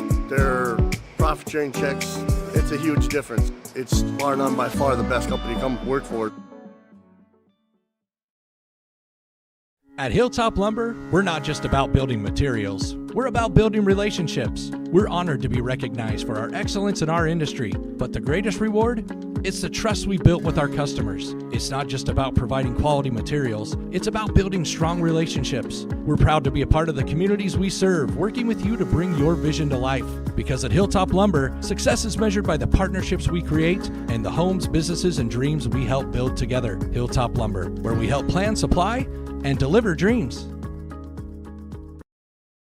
Central Market, the fresh place in Perham and Detroit Lakes, offering the freshest meat, produce, bakery, and deli products possible with great value for your money. A visit to Central Market is a journey into freshness. You'll always be able to find a wide variety of items that will result in the perfect meal for your family and friends. Begin with their meat department, and whether it's succulent fruit and vegetables, fresh baked specialties from their bakery, or the convenience of fresh deli selections, Central Market is the fresh place for your family. Go Yellowjackets! McCall Construction is the Lakes area full-service construction management company, offering a truly personalized experience. From dream homes to commercial spaces, McCall Construction focuses on putting you first with experienced value engineering that delivers on your vision and surpasses your expectations. Whether you already have a plan or you're just getting started, give them a call. McCall Construction will make the entire process so much easier. Call them at 218-346-7070 or check them out on Facebook. Yes, garbage is gross, but here at Steve's Sanitation, we are your trash experts with experience to back it up. At Steve's Sanitation, we know how to schedule your trash pickups without missing a beat, and we have been doing it for over 30 years in Perham and the Lakes area. Steve's Sanitation has been voted the best garbage service in the Lakes area since 2019. With 30 dedicated employees, we're here to take care of your trash. For more information, call us at 218-346-4834 or visit our website at stevesanitation.com. Welcome back here to the Ted Meinhover Field. We'll wrap things up on the KLN Family Brands post-game show, and an exciting game it was tonight where the Perham Yellowjackets pick up a 12-8 victory tonight over the Thief River Falls Prowlers. And Kyle had a little bit of everything tonight, and it was a turnover that turned things for the Yellowjackets. A pick six by Jaden Borman. Yeah, I think you talk about it and you just know that one of those opportunities that can present themselves. You know, I thought special teams was huge on the side of Thief River Falls, is getting that punt off, blocking an extra point. So you thought maybe it was going to come down to that. But, really I thought as well on that particular play, you had our defensive line holding in and holding tight and finally made Bridger Wilcox a little bit uncomfortable because he was pretty comfortable throughout that second half, and he decided to take that risk and toss it up and put some air under it, and there was Jaden Borman ready to make the play and not just make the play and catch it. He sure was determined after he caught that thing to find a way to the end zone, and just a really fun moment for Perham football. And with that pick six, Jaden Borman, along with some other great plays tonight, is our Steve Sanitation player of the game. And also give our shout out to the seniors as well as the Steve Sanitation player of the game, as they played some big roles in this program for the Yellowjackets, turning it around even just this season right now to going from what was a 4-game losing streak. Now you have a 2-game winning streak. You hit the 500 mark, getting ready for the postseason coming up next week. That only happens with quality seniors. When you lose 4 straight football games, and a lot of them by large margins in football, you can lose a locker room. You can completely lose the season, and people start thinking about ice fishing, or they start thinking about getting to their next sport of wrestling or basketball or whatever it may be. And it takes high-quality leadership out of your seniors to say, hey, guys, we're 2-4. We are absolutely got a good chance of going 4-4 and possibly having a home playoff game. We're going to have to sit on YouTube and watch the Morris game with New London Spicer and see what happens, and cheer for New London Spicer. But I just thought, we talked about it a couple weeks ago. Hey, can those leaders, can those captains find a way to keep the ship moving in the right direction as things start to head south, when everybody thinks, gosh, this season's not going the way we thought, and now you're 4-4 and you feel pretty good. You finished on 2 home wins. I think we got a little banged up throughout the night tonight with different guys going down, but just overall a really, really great game. And anytime you find a way to have your score higher than the other opponents on a night like this when it's misty and cold, you are absolutely thrilled. And if New London Spicer is able to knock off Morris, what we think will end up happening will be a rematch here on Tuesday night. Yeah, and that's for us, for the fans, for the people watching, and for these guys, I certainly don't think they'd mind it. What a fantastic, close game. And I certainly wouldn't mind coming to the booth and hanging out with you again, watching these two teams play. Should be a fun one. We thank you for tuning in tonight. We hope you've enjoyed our broadcast. First, we'll go for the scoring summary quick. Not a lot of it tonight. In the first quarter, the Yellowjackets struck. It was Tegan Detloff hitting Carson Zeise for a 7-yard touchdown. The extra point was blocked. That made it 6-0, and that block played a big role, as it was that way until the third quarter when Bridger Wilcox hit Ian Winter for a 20-yard pass. So there was a penalty on the extra point attempt. So Thief River Falls elected to go for 2, and they got the 2-point conversion. That made it 8-6. That stayed that way until late in the fourth quarter when Jaden Borman got that game-winning interception, returned it to the house. 2-point conversion was no good. That made it 12-6, and that was your final score tonight. And Kyle, a lot of games, ebbs and flows in this one, but the way the Yellowjackets were able to respond, we had a tough punt fake that didn't go our way. Thief River Falls was able to capitalize, turn that into points, and it just seemed like the Yellowjackets needed to make that play, needed the break, and the spark ended up being Jaden Borman. Yeah, you just have to find a way to go out and take it upon yourself. And sometimes in football you can end up overcommitting or trying to make a play. I actually saw that a couple of times late where our guys were a little bit over pursuing because they were just trying to make the big play and get them in a loss. We were begging for a loss because they kept getting 7-8 yards of carry. That kind of put us in a tough spot. But all it takes in football is that one game-changing play, and it was like our sidelines, our crowd was kind of upset. It just wasn't going our second half. And then the ball comes flying in the air and Borman makes the play, and we're all back and screaming, and I'm jumping on your call and ruining it. But it just gets to, you can see the excitement along the sidelines, and it just makes for great memories. And that's really what you want for when you're part of the team and you give these opportunities, you want to make the best of them. Well, Kyle, thank you very much. It was a lot of fun working with you again here tonight. Look forward to working again on Tuesday night. We'll have the playoff game. Don't know who. We are assuming it's going to be here at home. We'll have that for you here on the 549 Media Network. So we thank you all for tuning in tonight. For Kyle Heverman. 80-90% of this world goes to a 8-to-5 job, and they get to slave away to barely get by. We have the opportunity to go put in the work and be able to change people's lives. Be the less than 1% in this business. Everyone in this room has the opportunity for growth. Everyone in this room has the opportunity to go protect a bunch of people. Be that person today. If you're self-motivated and disciplined, this is the opportunity for you. Call Dan Persons at 218-259-0741 for more information. At New Horizons Realty, we're on your team. For over 25 years, we've been helping families and businesses find the perfect place to call home here in the Lakes area. Whether you're looking to buy, sell, or just dreaming, we've got the experience and local knowledge to guide you through every step of your real estate journey. As proud supporters of the Perham Yellowjackets, we believe in building strong teams on the mat, court, or field, and in the community. Check out our current listings at PerhamRealEstate.com or give us a call today at 218-346-7767. Odds are there's an ace right in your neighborhood. With expert advice and the right tools to make your quick fixes even quicker. Around the block, what you need in stock. With people who know their stuff. Welcome to the Home Convenience Store. Hi, this is Mallory Stotterell and Erica Saylor from Lakes Ace Hardware. You can expect expert help for your next project at Lakes Ace Hardware, right here in downtown Perham. Ace is the place with the helpful hardware, folks. Hansen's Plumbing and Heating provides the highest quality products and services to ensure the comfort and safety of all their customers. It's what they do. Henry Hansen, later known as Hardware Hank, first opened the family hardware store in the early 1930s in Burgess, Minnesota. Today, they are proud to carry on his legacy of hard work and honesty through teamwork, fellowship, cutting-edge technology, and forward thinking. 218-346-2422 or make a visit in Perham, Burgess, or Detroit Lakes today. Hansen's Plumbing and Heating, proudly serving Minnesota families for over 80 years.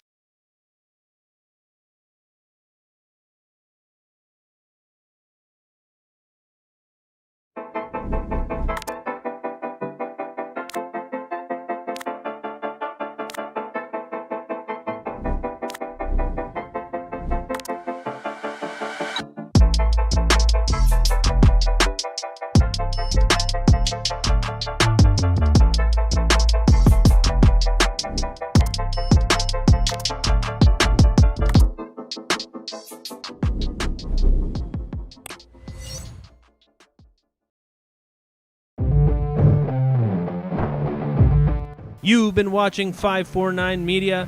Don't miss a moment. Hit subscribe and turn on notifications at youtube.com/@549media. The plays, the energy, the excitement, it's all right here with 549 Media.